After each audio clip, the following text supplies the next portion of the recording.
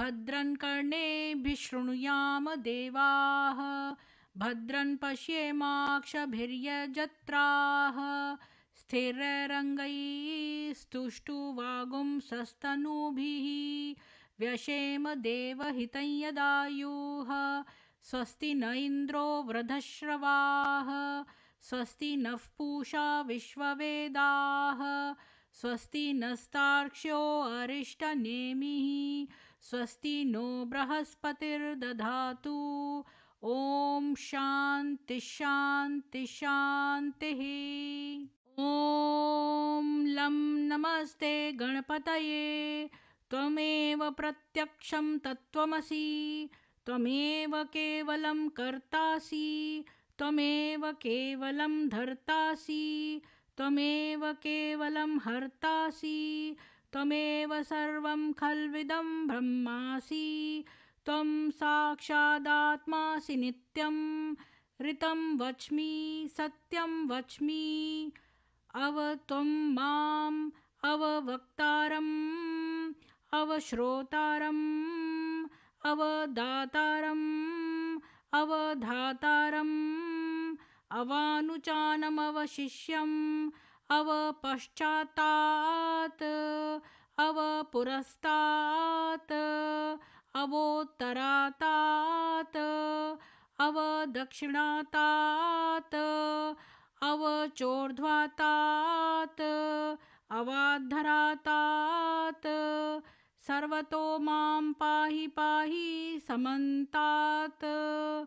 त्वं वाङ्मयस्त्वं चिन्मयः त्वमानन्दमयस्त्वं ब्रह्ममयः त्वं सच्चिदानन्दाद्वितीयोऽसि त्वं प्रत्यक्षं ब्रह्मासि त्वं ज्ञानमयो विज्ञानमयोऽसि सर्वं जगदिदं त्वत्तो जायते सर्वं जगदिदं त्वत्तस्तिष्ठति सर्वं जगदिदं त्वयि लयमेष्यति सर्वं जगदिदं त्वयि प्रत्येति त्वं भूमिरापो नलो निलो नभः त्वं चत्वारि वाक्पदानि त्वं गुणत्रयातीतः त्वम् अवस्थात्रयातीतः त्वं देहत्रयातीतः त्वं कालत्रयातीतः त्वं मूलाधारस्थितोऽसि नित्यं त्वं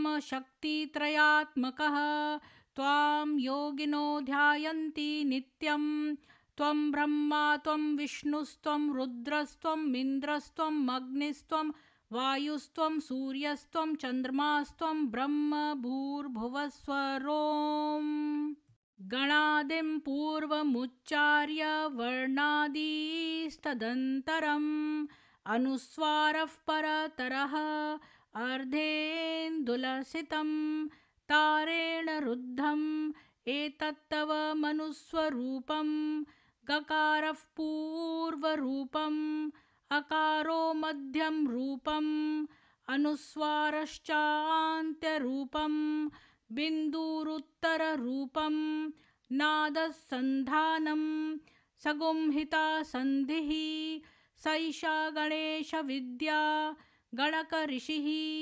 निच्रद्गायत्री छन्दः महागणपतिर्देवता ॐ गणपतये नमः। एकदन्ताय विद्महे वक्रतुण्डाय धीमहि तन्नो दन्तेः प्रचोदयात्। एकदन्तं चतुर्हस्तं पाशम् अङ्कुशधारिणं रदं च वरदं हस्तैर्बिभ्राणं मूषकध्वजं रक्तल्लम्बोदरं शूपकर्णकं रक्तवाससं रक्तगन्धानुलिप्ताङ्गं रक्तपुष्पैः सुपूजितं भक्तानुकम्पिनं देवं जगत्कारणम् अच्युतम् आविर्भूतं च षष्ठयादौ प्रकृतेः पुरुषात् परम् एवं ध्यायति यो नित्यं स योगी योगिनां वरः।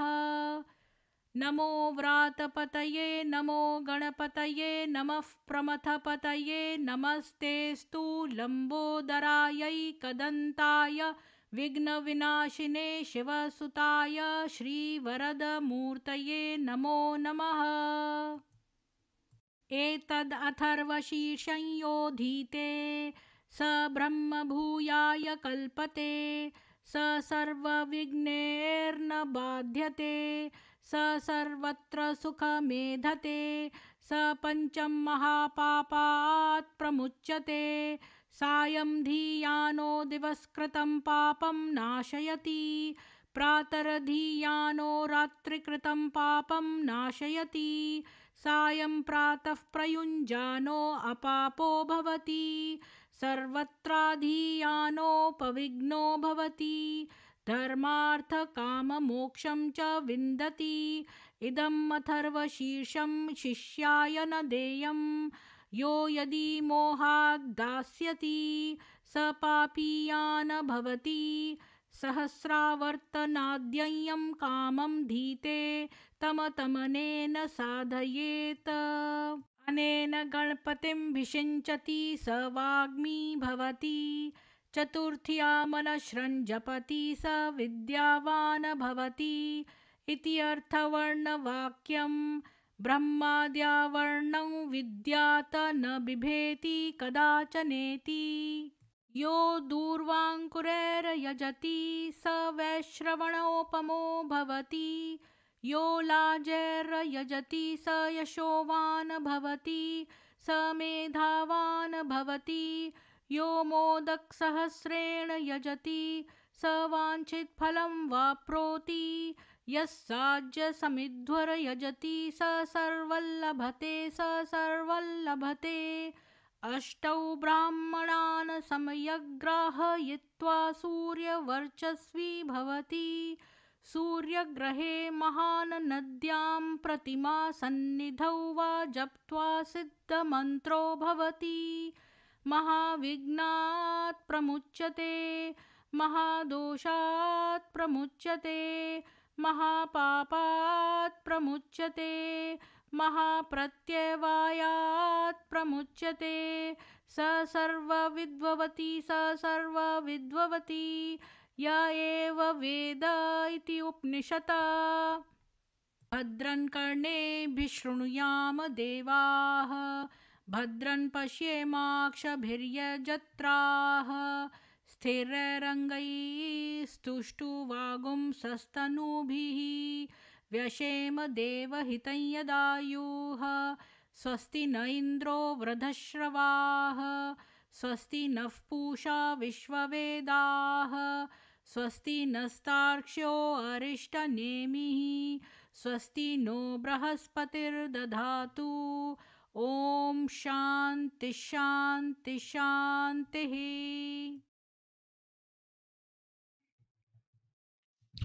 सभी को सुप्रभात और जय ओम गण गणपते नमः। प्रीत जोशी जी आपको जय सत्य सनातन धर्म।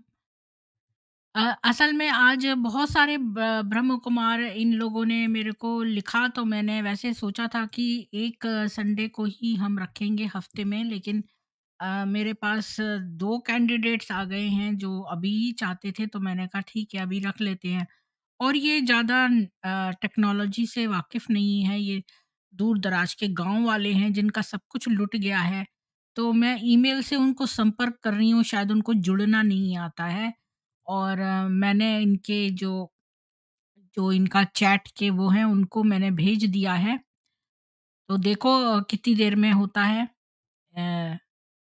और रुपेश जी आपको भी जय श्री राम।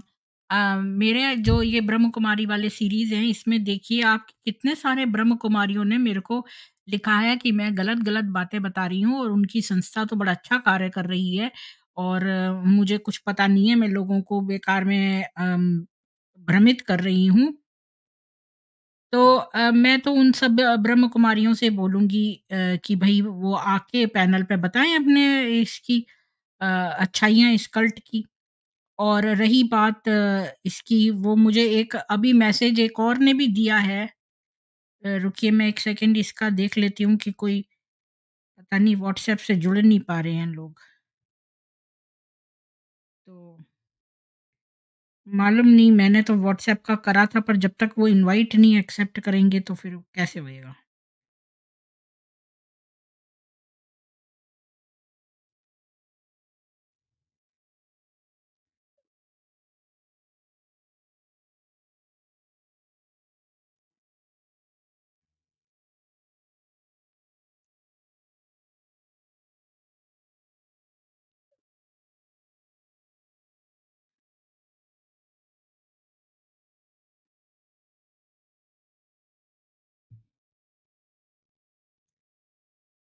मुझे समझ में नहीं आ रहा कि मैं उनको कैसे व्हाट्सएप पे ऐड करूँ? क्योंकि वो तो इनवाइट एक्सेप्ट करना होता है ना,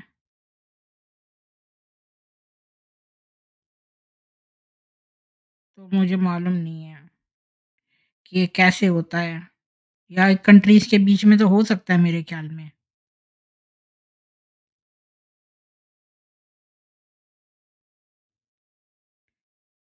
पता नहीं कैसे करूँ, मुझे समझ में नहीं आ रहा। ये तो बार-बार यही कह रहा है कि इनको इनवाइट करो, इनको इनवाइट करो। कुछ लिख के तो देता नहीं है, मतलब मैं अगर इनको कुछ लिखना चाहूँ तो नहीं लिख सकती हूँ जब तक वो इनवाइट एक्सेप्ट ना करें। उत्तम पदाया जी, जी, जी। तो मैं भी वेट कर रही हूँ। असल में बहुत सारे लोग हैं जो बताना चाहते हैं ब्रह्म कुमारियों के विषय में, और इसीलिए मैंने 2 दिन का कर दिया, और आज भी जो है वो मैंने लिंक भेज दिया है, पर ये सारे लोग जो हैं टेक्नोलॉजी से बहुत ज़्यादा अ जो है वो नहीं है। पता नहीं, हो सकता है वो खुद से अपना ईमेल चेक कर लेंगे, या उत्तम पदाया जी, आप भी क्या ब्रह्म कुमारी संस्था से जुड़े हुए हैं? कुछ बताइए आप। तो जब तक वो लोग जुड़ते हैं तब तक आप अपना बता दीजिए। मैं तो ये दिखा सकती हूँ कि मेरे यहाँ ब्रह्म कुमारी के जो मैसेजेस हैं, उनको मैं आंसर कर सकती हूँ यहाँ पर, तब तक जब तक ये लोग जुड़ते हैं। अभी इनको समझ भी नहीं आ रहा है। राजीव यादव जी, अरुण जी जुड़ गए हैं। जी, बहुत स्वागत है आपका अरुण जी और जी राजीव नमस्कार यादव जी। मैडम, जय श्री राम। जी, जी, धन्यवाद मैडम। मैंने आपको इनवाइट नमस्कार। भेजा है व्हाट्सएप पे, लेकिन जब तक आप उस इनवाइट को एक्सेप्ट नहीं करेंगे तब तक मैं आपको और दोबारा से जब भी भेजती हूँ तो वही इनवाइट ही आता है। जी, राजीव यादव जी, आपका मैडम हम बहुत लोग अभी ये स्वागत सब है। नया कर रहे जी, हैं। धन्यवाद मैडम। अच्छा, जी। अच्छा, मैंने जो अभी पिछला वाला जो आप लोगों ने करा था, बताया था, और उसमें राजीव जी ने भी अपनी थोड़ी स्टोरी सुनाई थी। तो वहाँ पर ब्रह्म कुमारियों का बड़े मैसेजेस लिखे हुए हैं। एक है जो बहुत सारे में लिख रही है कि मैं भ्रमित कर रही हूँ लोगों को, और ऐसा कुछ नहीं है, ब्रह्म कुमारियाँ तो बड़ी अच्छी हैं। और एक जगह कोई कह रहा था नशे की, तो वो कहती है हाँ, हमारे यहाँ वशीकरण नहीं कराया जाता है। ये भी लिख के मुझे भेजा है उसमें, आप मैम देखना कमेंट्स में। उनको रिप्लाई करिए कि मैडम आप अपनी मेरी आवाज आ अपनी रही अपनी है? बात रखिए, हम भी थोड़ा अपनी जी, बातें बताएँगे, आप आप मेरे कौन उस गलत पर है, कौन जाकर सही है। रिप्लाई कर दीजिए उनको। जी, जी, बिल्कुल राजीव जी, करेंगे हम। अब मैं तो प्रीति म्यूट जी, हो रही हूँ। आपको मेरी आवाज जी, आ रही है क्या? जी, आ रही है, हेलो आ रही है, आ रही है, आ जी, रही है, मेरी आवाज आ रही है क्या? आ रही है, आ रही है, हेलो, आ रही है, आपको नहीं आ रही मेरी? आ रही है हाँ मेरी अरुण जी, आवाज आ आ रही है। रही है? आ बिल्कुल रही आ रही है, है। आ रही है। हेलो, आ रही लगता है है ना? इनको ठीक है। नहीं आ रही है तो मेरी मैं आपको आवाज़। कहता हूँ, मुझे 2 मिनट दीजिएगा। ये जो जी, ब्रह्म कुमारी है या कोई भी कल्ट है, इंडिया में ये लोग हुँ, सुनेंगे इसलिए मैं बता देता हूँ। इसको कहते हैं पंथ मन पे नियंत्रण। मतलब आपके मन पे दूसरे का नियंत्रण हो चुका है, इस पंथ का नियंत्रण हो चुका है। They are just a robots. उनके पास अपनी फीलिंग्स नहीं है, अपनी सोच नहीं है। अच्छा, ये ड्रॉप हो गए हैं। जी, जी, तो राजीव जी, आपका बहुत स्वागत है, और आप शुरू से हमको सारी अपनी पूरी यात्रा बताइए। मैं म्यूट हो रही हूँ, तो आपको अगर आवाज़ नहीं आएगी आपकी तो मैं बता दूँगी, अदरवाइज़ आपकी आवाज़ आ रही है होगी। अगर जी, नहीं आएगी तो बता देंगे। जी, इनको जी, जी, ख़त्म कर लेने देते हैं अरुण जी को। जी, जी, अरुण जी, जी जी, आप उनके उनके ऐसे कमेंट आएँगे, उसकी वजह है कि इनका अपने दिमाग पे नियंत्रण नहीं है। जी। एक यूएसए के राइटर है, उन्होंने एक किताब लिखी थी 1980 में। वो आपको मैं शेयर कर दूँगा, उसको आप पढ़िएगा, आपको समझ में आ जाएगा।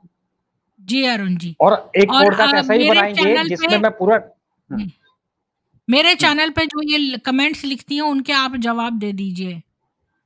हाँ, मैं जवाब नहीं देता हूँ, मेरे पास एक व्हाट्सएप का चैनल है। जी। उसमें सारी डिटेल डाल के मैं उनको रिकमेंड कर देता हूँ, पढ़ लो और देख लो। लेकिन इनको उनकी सर बुद्धि में वो डायरेक्ट बातें नहीं जवाब घुस भी देना सकती हैं। ज़रूरी है। जी। जी, अरुण जी, नहीं अब दे हम रहा लोग जो है देखिए म्यूट हो जाते हैं और हाँ, राजीव जी को अपनी जी, जी। पूरी कहानी जी, जी, सुनाने जी। देते हैं। ओके, जी। ओके। जी, राजीव जी, आप सुनाइए शुरू से तसल्ली से। आज स्ट्रीम पर केवल आप ही होंगे और आप जी, ही की कहानी हम सुनेंगे। जी मैडम। जी। मैडम जैसा कि थोड़ा हम एक ज़ोर मैं से बोलिए प्लीज़। जी, अभी आ रही है आवाज़? हाँ, अभी बेटर है पहले से। जी। जी, जी। जैसा कि मैंने पिछले बार मतलब कि पिछले संडे को पिछले बताया का था। भूल जाइए, आप शुरू से फिर से बताइए। Okay madam, okay. तो हम बलिया ये उत्तर प्रदेश के बलिया ज़िले के एक तहसील है बांसडीह, वहाँ के मूल निवासी हैं, अभी तत्काल में यहीं रह रहे हैं। चूँकि हमारे पिता भारतीय सेना में काम करते थे।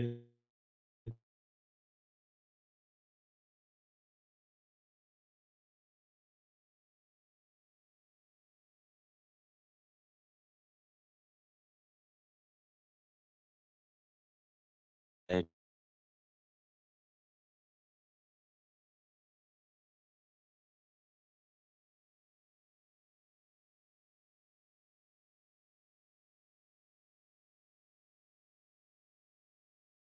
ही तरह से कटे रहते हैं और केवल और केवल उन्होंने उनके दिमाग में सिर्फ़ देश आपकी सेवा की आवाज़ ही कट भावना गई थी रहती तो है। दोबारा से रिपीट करिए क्योंकि आपकी आवाज़ कट गई थी।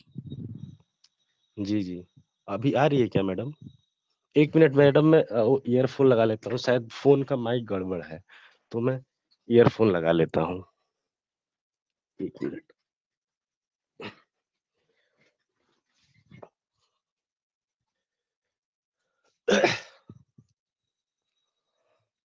आप कैमरा भी खोल सकते हैं क्योंकि आपने अपनी तस्वीर तो दिखाई दी है यहाँ पे। आपकी इच्छा मैम है। मैम यहाँ पर वैसे मैं तस्वीर दिखाने मुझे कोई परहेज़ नहीं है, लेकिन यहाँ लाइट की समस्या है, हमारे यहाँ गाँव में ठीक है, ठीक है। लिमिटेड और लाइट आती है। आवाज़ भी फ़र्क हो जाएगी वीडियो ऑन करने से, तो ऐसे ही सही है। चलिए बोलिए। जी, जी मैडम जी।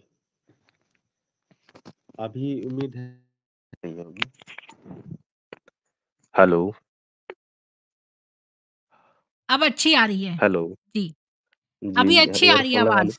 अब शुरू से जी, अब जी। शुरू से फिर से स्टार्ट करिए और अब अच्छी आ रही है आवाज़। अब मैं जी, म्यूट हो रही हूँ। Okay ma'am. तो जैसा कि मतलब मैंने पहले बताया जैसे कि हम मतलब कि उत्तर प्रदेश में एक ज़िला है बलिया, वहाँ पे एक तहसील है बांसडीह, वहाँ के हम मूल निवासी हैं, अभी तत्काल में यहीं पर रहते हैं।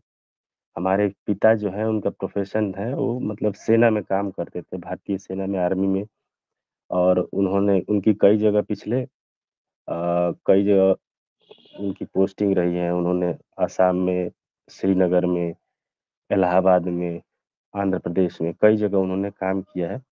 जैसा हम सभी को पता है कि आम तौर पर जो रिक्रूट सेना में भर्ती होते हैं, युवा जो भर्ती होते हैं, वो 16-17 वर्ष की उम्र में अभी कच्ची उम्र होती है, उसी में भर्ती जाते हैं और समाज से पूरी तरह से कट आउट हो जाते हैं और उनकी उनकी पूरी जो है मानसिक और शारीरिक ऊर्जा जो होती है भारत माता की देश सेवा में ही केवल लगी रहती है।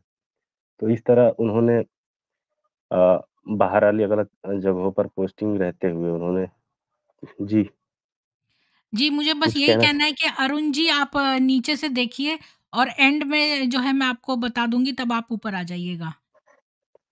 जी, कंटिन्यू। जी, तो उन्होंने काम किया बड़ी ईमानदारी के साथ, पूरी निष्ठा के साथ। लेकिन यही उनके लिए जो समाज की जो गलत प्रकार के लोग हैं, जो उनका फ़ायदा उठाने वाले लोग हैं, उनके बारे में उन लोग वो उनकी जानकारी नहीं रख पाए और 2014 में रिटायर हुए। 2014 में रिटायर होने के बाद उन्होंने सोचा कि कुछ दूसरा काम किया जाए, तो अलग-अलग जगह प्रयास किया लेकिन नहीं हुआ। फिर उनका मन भी नहीं किया कि हमारे पास पेंशन आ रही है, हमने इतना साल इतना मेहनत किया है, दौड़-भाग खतरनाक जगहों पर रहने रहने का काम तो उन्होंने फाइनली यही सोचा कि हम घर पे अपनी आराम से पेंशन के साथ अपना अगला अगला जो है रिटायरमेंट लाइफ जिएँगे।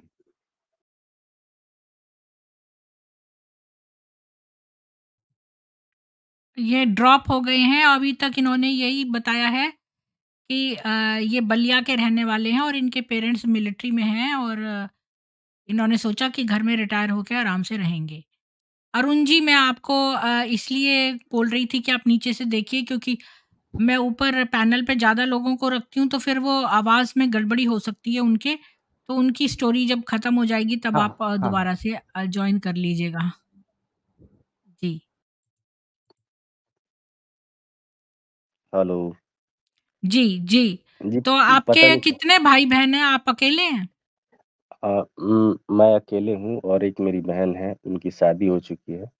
जी, जी, तो रिटायर होने के बाद 2016 में हमारी चूँकि मम्मी है, वो हमारे पापा सर्विस में थे, तभी 2011-12 के आस-पास में जब मैं हाई स्कूल में था, तो उस समय हुई वो ब्रह्मा कुमारी से जुड़ी हुई थी। उतनी मतलब अच्छे तरीके से नहीं, कभी-कभी आना-जाना कोई उनको लेके चला गया था, तो लेके चली गई, तो उनका आना-जाना रहता था, कभी महीने में, हफ्ते में वगैरह। फिर 2015 का समय आया, तो हमारी मम्मी ने फिर से देखा कहीं यहीं आस-पास ब्रह्मा कुमारी वाले लोगों को। फिर वहाँ पर उनसे मिली, पूछी उन्होंने उनसे पूछा कि ये ब्रह्मा कुमारी का सेंटर कहाँ है? तो उनको पता चला कि बलिया जो जब डिस्ट्रिक्ट हेडक्वार्टर है, वहाँ पर इसका मेन सेंटर है। अलग-अलग जगह और जो अलग-अलग तहसीलें हैं, सब डिस्ट्रिक्ट है, वहाँ पर भी सेंटर है, लेकिन जो हमारी बांसडीह तहसील है, वहाँ पर उस समय तक नहीं था सेंटर, तो वो ये क्यों ब्रह्मा ढूँढ कुमारी रही वाला। थी ब्रह्म कुमारी का सेंटर? उन्हें किसने बताया था? 12 में जब मेरे फादर जयपुर में पोस्टेड थे, तो हम लोग पढ़ाई के लिए हमारे पिता वहाँ इलाहाबाद के कैंटोनमेंट एरिया में रहने के लिए जो आर्मी क्वार्टर्स हैं, वहीं पर हम लोग रहते थे और पढ़ाई करते थे। वहीं पर हमारी मम्मी चूँकि शुरू से धार्मिक प्रवृत्ति की थी, कोई बोलता था कि इस सत्संग में चली जाओ, उस सत्संग में चली जाओ, वो चली जाती थी। अपने खाली समय में मन की शांति कहें या भक्ति कहें, जो भी हो, तो वैसे ही वो जुड़ी थी। तो कुल मिला के 2012 समय बीता, पिता रिटायर हुए, उसके बाद 2015 में हमारी मम्मी उनको लेकर बलिया जाने लगी, वहाँ पर सेंटर पर। फिर धीरे-धीरे समय बीता, 3, 4, 5 महीने में उन्होंने देखा कि यहाँ पर काफ़ी लोग बांसडीह से जुड़ रहे हैं, तो इन्होंने जो हमारी नज़दीकी तहसील है, 1 किलोमीटर दूरी पर ही है, वहाँ पर नया सेंटर खोल दिया। उसके बाद होता है, समय बीतता है धीरे-धीरे, धीरे-धीरे, अब 2016 आता है। उन्होंने ये एक 7 दिन का कोर्स होता है, जिसमें ये पहला जो होता है, पहली बार अपने जो संस्था के बारे में, उनकी संस्था कैसे काम करती है, अ, लोगों को तथाकथित शांति कैसे मिलेगी, इसके बारे में वो लोग अपने 7 दिन के कोर्स में पता नहीं क्या पढ़ाते हैं। हम खुद वो हमको कई बार उन्होंने बुलाया है, हम नहीं ये सब चक्करों में उस समय तो हम जानते भी नहीं थे और ना ही हमें कोई ये धार्मिक ये जो विशेष रूप से धर्म में तो मुझे इंटरेस्ट था, लेकिन ये सब सत्संग वाले ढोंगियों में मुझे शुरू से ही इनसे नफ़रत थी। इनके बारे में ख़ैर कुछ जानकारी नहीं थी, फिर भी मुझे इनसे परहेज़ था, अच्छा नहीं लगता था। मंदिर आना-जाना हमको अच्छा लगता था। तो 2016 में जाते रहे, मुझे भी कोई जानकारी इनके बारे में नहीं थी कि ये गलत लोग हैं या कैसे लोग हैं। मुझे पता नहीं था कि मैं अपने माता-पिता को मना करूँ कि यहाँ मत जाइए।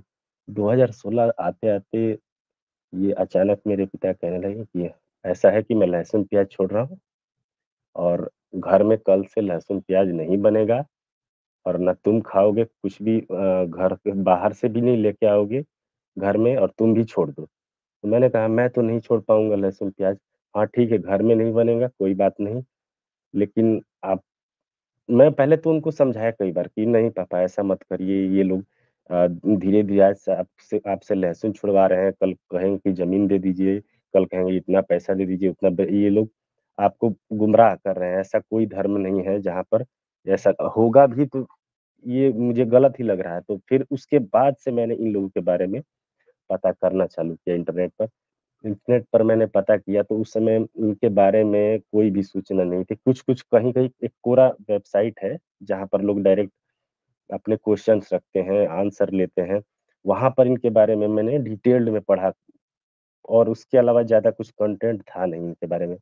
पढ़ा इनके बारे में कि ये कैसा कल्ट है, ये पाकिस्तान से जो है लेकर आया था, यहाँ पर महिलाओं का ब्रेन वॉश करता है, लोगों का ब्रेन वॉश करता है, उनकी संपत्तियों को लूटता है और लोगों का परिवार तोड़ने का काम ये करता है। तो मैंने में अपने यही चीज़ की जानकारी लेके मैंने अपने पेरेंट्स को बताई। तब तक चूँकि 2 साल हो साल भर हो साल डेढ़ साल हो चुका था, तो उन्होंने कहा, "अरे हटाओ ये सब फालतू की बातें हैं।" हमारे पिता ने हमको मना कर दिया। हम बल्कि अपना पूरा प्रयास हर रोज़ करते हैं कि पापा समझ जाइए ये बहुत खतरनाक लोग हैं। ये देखिए एक उस समय की बात है जब मैंने कोरा पढ़ा था कोई आईआईटी का लड़का था, वो कुछ दिन जुड़ा था, तो फिर उसने देखा ये इन लोगों का ये जो 5000 वर्ष वाला था, तो 5000 वर्ष की जो लाइफ़ साइकिल थी, उसके बारे में उसने विरोध किया था, उसके चलते उसने संस्था छोड़ दी थी, उसके बारे में बताया। एक औरत एक मतलब कि एक लड़की थी, उसकी माँ उसमें फँस गई थी। उसने मतलब कि अपने पति को तलाक दे दिया था। मतलब कि उस लड़की के पेरेंट्स अलग हो गए थे इस संस्था के चलते। वो मैंने बताया, कोई मेरी सुनने वाला नहीं था। आस-पास में जितने मैं ब्रह्मा कुमारी के लोग हैं उनको बताता तो वो मेरे को ही उल्टा समझाते कि ये तुम गलत कर रहे हो, ऐसा कर रहे हो, वैसा कर रहे हो, तुम्हारे साथ गलत होगा, ये होगा। धीरे-धीरे समय कटता रहा, मैं अपने माता-पिता के साथ कितना मैं उनको विरोध कर पाता। फिर उसके बाद 2018 आते-आते 16, 17, 18 ऐसे बीतता गया। बट 18 में के बीच हमारे जो पिता हैं, माता हैं, कई बार जो है माउंट आबू ये जाते रहे। तो माउंट आबू जाते रहे, उसके बाद लगभग हर साल ये लोग लेके जाते हैं। उनको लेके जाते थे, पैसे का पेंशन भी अच्छा खासा आता था पिता का। उनको भी कोई परेशानी नहीं है, घूमना हो जाता था, घूमने का घूमना हो जाता था और इन लोग तो रोज़ आप मोटिवेट भी करते गए थे क क्या? आप भी गए हम थे? हमको कई बार हमारे पेरेंट्स ने कहा कि चलो, लेकिन मैं जब 2000 शुरू में जब उन्होंने लहसुन-प्याज़ छोड़ा तो मैंने इनके बारे में पता कर लिया कि ये लोग ढोंगी हैं, लोगों का घर तोड़वा रहे हैं, ब्रेन वॉशिंग कर रहे हैं। तब फिर मैंने बोला कई बार मुझे बोला कि मेरे पापा कि तुम कुछ पैसा वैसा मत दो, मैं मेरी तरफ से मैं सब करूँगा, तुम चलो सिर्फ।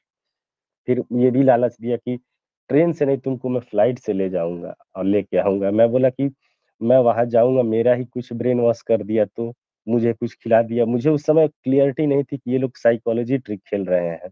ये लोग पूरी तरह से साइकोलॉजी से लोगों का ब्रेन वॉश कर रहे हैं, उनको इतना ब्रेन वॉश कर रहे हैं कि लोग अपने समाज से, अपने परिवार से अलग हो जाएँ और इनके संस्था में पूरी तरीके से विलीन हो जाए और इसी संस्था के बारे में ही सोचें।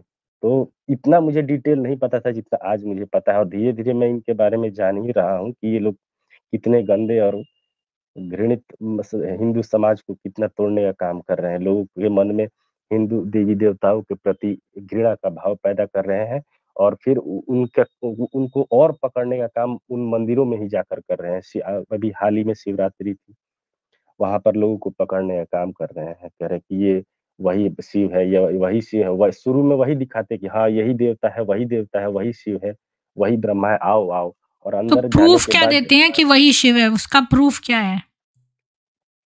वो शुरू में कुछ प्रूफ़ नहीं देते हैं, सामने वहाँ पर लगा देते हैं कि हाँ, ये उसमें आप पोस्टर में देखेंगी कि शंकर जी की फ़ोटो रहेगी, लक्ष्मी जी की फ़ोटो रहेगी।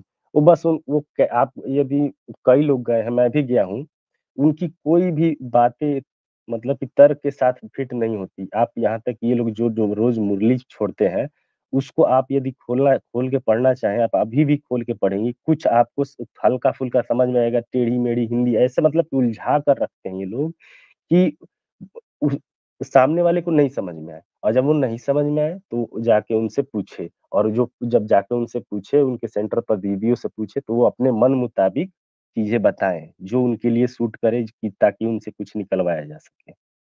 तो ऐसा काम करती थी। ठीक है? तो 2018 आते तो उन्होंने वहाँ पर क्या बोलते हैं माउंट आबू तीसरी बार गए। वो उसके बाद उधर से आते वक़्त बोले कि ऐसा है कि हम ज़मीन दान देने वाले हैं और तुम बीच में बोलोगे तो फिर ठीक नहीं होगा। मैंने बोला कि पापा ये बात मैंने 2016 में जब आपने लहसुन-प्याज़ छोड़ा था तो मैंने ये बोला था आपको कि आप आज आपसे लहसुन-प्याज़ छुड़वा रहे हैं, कल आपसे आपकी संपत्ति, पैसा, धन या ज़मीन-जायदाद माँगेंगे। ये देखिए आज वो नौबत आ गई और आज वो तो आप आपकी करने के लिए मम्मी खुद भी तैयार हैं। कन्वर्ट हो गई थी और फादर भी? फादर तो हो बिल्कुल, ही गए थे, बिल्कुल। मम्मी भी हो गई थी? मम्मी ही तो लेकर आई थी, लेके गई थी हाँ, मेरे मम्मी। फ़ादर को, हुँ। मम्मी ही हुँ, लेके हुँ। गई थी और आज अच्छा, मम्मी बहन की आपकी हो गई थी क्या, बहन? नहीं, नहीं बहन की तो हमारे पिता के रिटायरमेंट होने से पहले ही बहन की 2012 के आस-पास शादी हो गई थी। तो वो अपने ससुराल चली गई थी। तो ससुराल चली गई थी तो उनसे मैं अपनी परेशानी कह रहा था कि दीदी ऐसी बात है, तो मैं फ़ोन से वो भी क्या कर सकती है, वो अपने घर पर है, आके समझा सकती है। वो ज़्यादा कुछ कर नहीं सकती, वो भी समझाती थी तो बोलते थे कि तुम अपना काम करो, तुम अपना परिवार देखो, तुम शांति से रहो, मैं जो कर रहा हूँ, सही कर रहा हूँ। किसी की नहीं सुनते थे।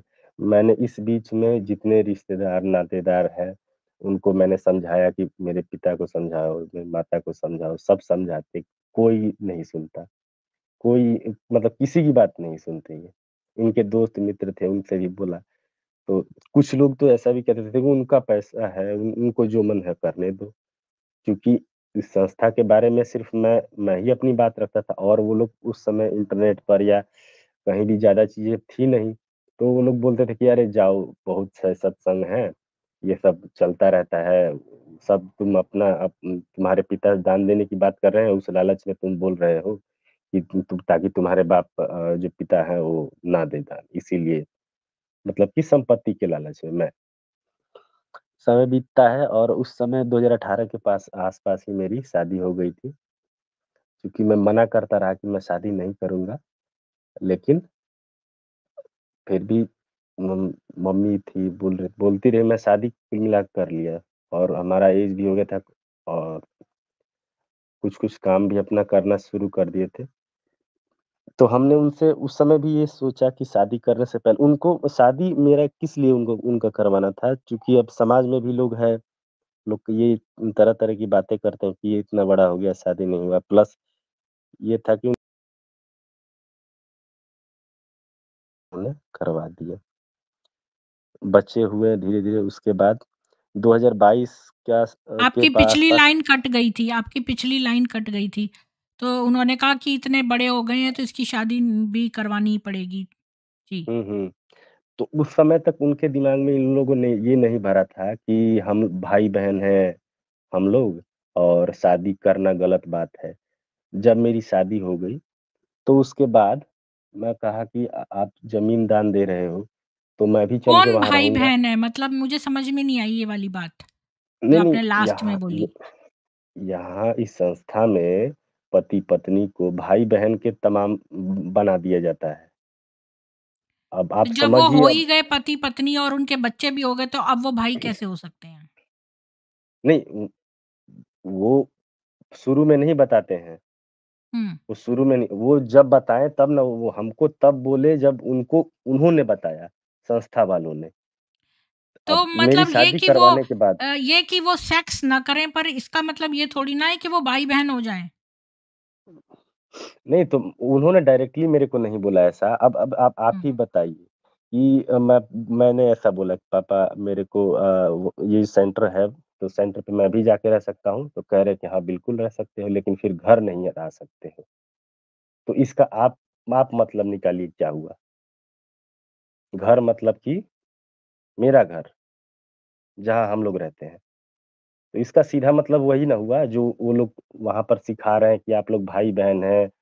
अ, एक ही ईश्वर है, ईश्वर के एक बाप एक है, यानी कि ईश्वर ही बाप है सबका और एक बाप की जो औलादे हैं वो भाई-बहन हो गए। उनकी ये तो थ्योरी है। ऐसा है तो फिर दुनिया चलेगी कैसे? तो दुनिया आगे होएगी ही नहीं।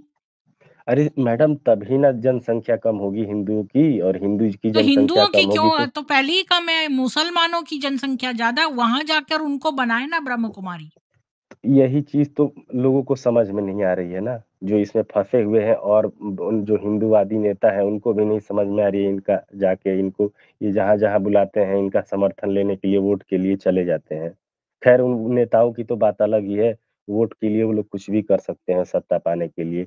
लेकिन बाकी हुँ। जो हिंदू मंदिर जो है, उन तक हमारी बात ही नहीं पहुँच पा रही है, कुछ लोग उन तक पहुँच पा रही है, तो वो लोग बॉयकॉट करते हैं इन लोगों के।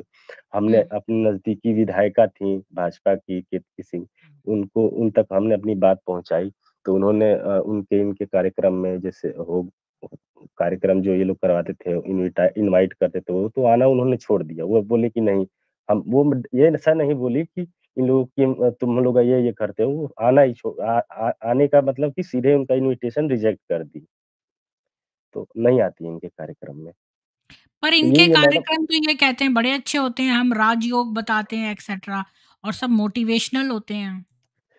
मैडम, राजयोग बताते हैं ना, वो शुरू में बाहर सब अच्छा-अच्छा दिखाएँगे तभी ना लोग आएँगे। बाहरी दुकान पे सब चमका के रखेंगे तभी ना आएँगे। उसके बाद तो ब्रेन वॉश करने के बाद तुम हमारे हाँ में हाँ मिलाने ही लगोगे। जैसे कि हमारे फादर खुद कहते हैं कि हिंदू देवी-देवता सब कहीं लिखा है, ये जो गीता है, ये जो रामायण है, ये कौन लिखा है? कोई प्रूफ है तुम्हारे पास?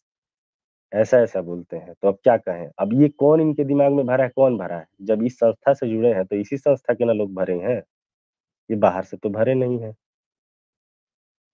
ऐसी-ऐसी बातें सुन के अंदर कष्ट नहीं होगा कि ये लोग मैं खुद लोगों को समझाता था कि कहीं जैसे कि ये नेटवर्क मार्केटिंग वाले होते थे, इन लोगों से मैं लोगों को बचाता था कि भाई इसमें मत जाओ। जो फँस गया था उसको हम बोलते थे भाई कि हटो, निकल जाओ। लोग मुझसे पूरे गाँव में लोग मुझसे कोई भी प्रॉब्लम होती थी तो मुझसे हेल्प लेते थे। मैं उनको मतलब कि सजेस्ट कर रहा था कि भाई ऐसा करना चाहिए, वैसा करें, और मैं खुद अपने पेरेंट्स से ऐसा असहाय हो गया कि उनको जो गलत रास्ते में फँसे हैं, उससे मैं निकाल नहीं सकता।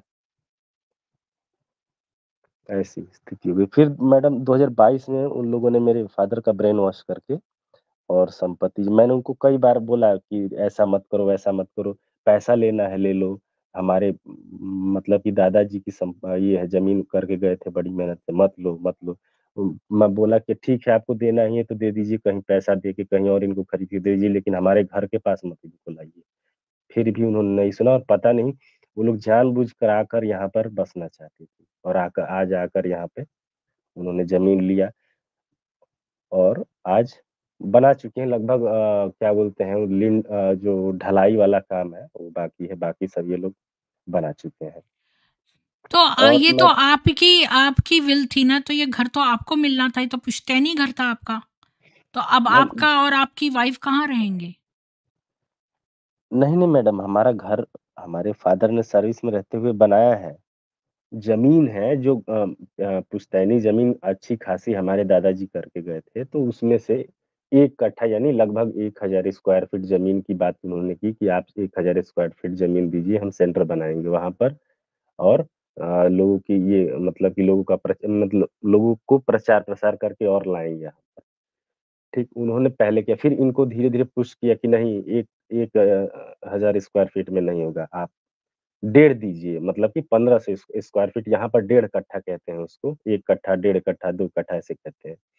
तो उनको पुश किया तो कहा तो फिर भी मतलब ऐसा मतलब कि वहाँ पर सेंटर पे ले जाकर रोज़ इनको पुश करने वाला काम करते थे। वहाँ पर रोज़ सेंटर पर सबको नहीं बुलाया जाता, 100 डेढ़ 150 लोग संस्था से जुड़े हुए हैं यहाँ पे बांसडीह तहसील में। तो रोज़ लोग नहीं वहाँ पे पहुँचते, 100 डेढ़ 100 लोग। वहाँ पर उन्हीं लोगों को बुलाया जाता है जिसके पास धन ज़्यादा होता है, अच्छा खासा लगता है कि ये लोग इनसे निकलवाया जा सकता है। या फिर जो जिनसे काम लिया जाता है, जैसे झाड़ू-पोछा करना, सब्जी मंगवाना, तो ये सिलेंडर लोग एक तरह भरवाना। से कॉन आर्टिस्ट हैं, कौन आर्टिस्ट स्कैमर, मतलब मैडम? जो आपकी ये लोग हाँ, हाँ। स्कैमर की श्रेणी में आते हैं, जो आपका सब पैसा मैडम ये स्कैम कर फुल लेते हैं। फुल स्कैमर है मैडम, लेकिन इनके बारे में कोई पता नहीं क्यों नहीं बोल पा रहा है। हम खुद नहीं बोल पा रहे हैं। यहाँ पर ऐसा इस तरह से इन लोगों ने किया पूरा मतलब कि अपना जाल फैलाया हुआ है, और यहाँ पर वकीलों को अपने साथ रखा है। रक्षाबंधन पर पुलिस वालों को थाने में जाकर राखियाँ बाँधती हैं, एसपी ऑफ़िस में जाकर राखियाँ बाँधती हैं, डीएम ऑफ़िस में जाकर राखियाँ बाँधती हैं, तहसील में जो एसडीएम लेवल के अधिकारी होते हैं उनको राखियाँ बाँधती हैं। मतलब जितने बड़े लोग हैं नेताओं को, विधायक को, सांसद को, बीडीओ को, हर अधिकारियों को राखी बाँधती है ताकि उनके नज़र में ये मतलब लोग इन्होंने अच्छे बने। सिस्टम अपने कब्जे में कर रखा है। जी, जी, बिल्कुल। और ये चूँकि हर जगह ये लोग राखियाँ बाँधने का काम करते हैं और अपने को मतलब अच्छा-अच्छा पोर्ट्रेट किया हुआ है, तो लोग अगर मैं कंप्लेन भी करने जाता हूँ, तो पहली बार पुलिस वालों के दिमाग में यही आएगा कि ये संस्था तो अच्छी है, हमने अच्छी बात सुनी है इनके बारे में, ये लोग हमको राखी बाँध दिए हैं। ये ही आदमी गलत लग रहा है हमको। तो इसी इसी के चलते कोई भी उनको पहली नज़र में उन पे कोई शक करने वाला नहीं है यहाँ पर। ठीक है मैडम, तो अ, हम पहले हमारे फ़ादर को पुश किया 1 कट्ठे के लिए, फिर 1.5 कट्ठे के लिए, फिर फाइनली 2 कट्ठे के लिए। 2 कट्ठे मतलब कि लगभग 2000 स्क्वायर फीट ज़मीन उनको पुश करते-करते, ब्रेन वॉश करते-करते कर दिया। उसके बाद मैंने भी उनको कई सुझाव दिए कि ये बताइए इस 100 डेढ़ 100 लोगों की संस्था है, यही यही अकेले यहाँ पर इतने अमीर हैं कि मैं खुद सेंटर पर गया था उनके यहाँ, जो दीदियाँ बैठती हैं। उनको कई बार रिक्वेस्ट किया कि समझ जाइए, समझिए। मैं खुद बोल रहा हूँ, उनको बोला भी था कि आप नहीं करेंगे तो मैं ये करूँगा, वो करूँगा, तो उनके अंदर वो भी नहीं है, उसके लिए भी वो लोग सब तैयार हैं। वहाँ पर जिस दिन उनको लगता था कि मैं आने वाला हूँ, वहाँ पर 4-5 लोग, 10 लोग आदमियों को इकट्ठा करके वहाँ बैठ जाती थी। वो ऐसा चल रहा था। और मैडम ये इनका मतलब क्या कहें आपको, और लेडीज़ जो लोग हैं तो फिर कोई के कितना कहेगा? सब हाँ, लेडीज़ मैडम लेडीज़ हैं। मैं हाँ। खुद वहाँ जाता था तो अपने फ़ोन के कैमरा को ऑन करके जाता था ताकि मेरे पर कोई रेप केस वग़ैरह झूठा ब्लेम ना लगा दे। मैं खुद वहाँ जाता था तो। क्योंकि उनको पता था कि ये हम हमको आएगा, कुछ बोलेगा, क्योंकि उस समय मैं उनसे काफ़ी खफ़ा हो चुका था और उनको बार-बार बोलता था कि मेरे बाप का पीछा छोड़ दो, मेरी माँ का पीछा छोड़ दो, मेरे परिवार का पीछा छोड़ दो। लेकिन वो सुनने को तैयार नहीं थी। उनको लग रहा था ऐसा कि हमको कुछ नुकसान कर सकता है। तो मुझे भी ऐसा लग रहा था, तो मैं पहले से ही ऐसे प्रिपेयर होके ही जाता था, फ़ोन की वीडियो रिकॉर्डिंग चालू करके जाता था। तो ऐसी-ऐसी बात है मैडम। 2022 में उन्होंने ब्रेन वॉश करके पूरी 2 कट्ठा मतलब 2000 स्क्वायर फीट ज़मीन ले लिया। उसके बाद भी मैडम हमने कहा कि चलो ठीक है, ले लिया तो ले लिया, कोई बात नहीं। अब उनसे मैंने बोला कि आप लोगों ने ले लिया, अब आप लोग संतुष्ट हो जाओ, अब मेरे परिवार का पीछा छोड़ दो, कम से कम मेरे घर में अब शांति रहने दो। उसके बाद भी मैडम लगातार इन लोगों ने वहाँ पर बुलाते रहे, उसके बाद घर में झगड़ा वगैरह होता रहता था लगातार। मैंने दुकान खोली थी, कॉमन सर्विस सेंटर होती है, जन सेवा केंद्र हमारी, एक दुकान खोली थी। कॉमन सर्विस सेंटर जो कि गवर्नमेंट सर्विस, जो गवर्नमेंट की जो स्कीम होती है, उनको जो है गाँव के लोग होते हैं उन तक पहुँचाने का काम होता है, जहाँ पे आय-जात निवास वगैरह बनाया जाता है, तो वो मैं काम करता था। उसे भी इन लोगों ने मेरे फ़ादर के माध्यम से बंद करवा दिया। कहा कि इसके पास ज़्यादा पैसा हो जाए, मेरे फ़ादर ही बोलते थे, वो लोग तो नहीं बोल रहे थे कि तुम्हारे पास ज़्यादा पैसा है, ज़्यादा उड़ रहे हो, तुम बंद करो दुकान, निकलो यहाँ से। तो 2022 के अप्रैल के आस-पास में दुकान उन्होंने बंद करवा दिया। तब से मैं तो वो बेरोज़गार हूँ। दुकान तो आपके नाम थी, आप मत बंद करते? नहीं मैडम, दुकान जो थी वो हमारे फ़ादर ज़मीन खरीदे थे, वहाँ पर दुकानें बनवाए थे, उसी रूम में लेके मैं अपनी दुकान चलाता था। उनका कहना था मतलब जब आपके फ़ादर को आपके करियर की चिंता नहीं थी। नहीं मैडम, उनको जल्द से जल्द स्वर्ग में सीट पक्की करनी थी, परम धाम में। जब जितना इस संस्था के लिए, बाबा के प्रचार-प्रसार के लिए जितना ज़्यादा हमारे पिता करेंगे, तो उतनी उनको परम धाम में अच्छी सीट मिलेगी, इसका लालच देके उनसे जो भी मन का काम करवाते थे ये लोग, और अभी भी करवा रहे हैं। फिर मैडम अब यहाँ से चीज़ें घूमती हैं। 2022 का लास्ट आता है अक्टूबर के आसपास में। उस समय आते-आते मेरी माँ अचानक एक दिन ऐसे ही वैसे हमारी पत्नी थी, घर में खाना बनाती थी, उनको करने के लिए कुछ होता नहीं था, तो ऐसे ही चली गई मम्मी हमारी सेंटर पर। वहाँ पर जाकर देखती हैं कि एक विकलांग आदमी जिसका आधा पैर कटा हुआ है, दोनों पैर मतलब आधा-आधा कटा हुआ है घुटने से और हाथ कटा हुआ है पूरा। मतलब कि ये जो क्या बोलते हैं एल्बो के ऊपर थोड़ा-सा ऊपर से हाथ-हाथ कटा हुआ है और उसकी बड़ी-बड़ी दाढ़ियाँ हैं, सिर पे टोपी है और वो कुछ हरा कपड़ा पहन के पीठ पे और कुछ ऐसा जादू मंत्र वगैरह चीज़ें कर रहा है आगे बिछाकर। मम्मी हमारी जाकर सेंटर पर ये देखती हैं, फिर उनको झटका लगता है। इनको यहाँ पर जो मौलवी वगैरह नहीं होते हैं, जो मुसलमानों में जो मतलब जादू वो वगैरह करने विकलांग, सॉरी मैं ठीक से सुना नहीं। जो विकलांग है वो क्या कर रहा था? फिर से ये बता दीजिए। जैसे कि अब हम वो इस्लाम धर्म का पंडित था, अब हमको इस्लाम धर्म में उसको क्या कहते हैं हमको नहीं पता, लेकिन जो जादू टोना मौलवी वगैरह हिंदू मौलवी धर्म था, मतलब मौलवी था। मौलवी था, और जो भी तंत्र मंत्र साधना वगैरह करना हो था, वो अच्छा, कर रहा पीर था वहाँ फ़कीर, पर। पीर पीर था हाँ, इनका। हाँ, हाँ। वैसे ही कर रहा था।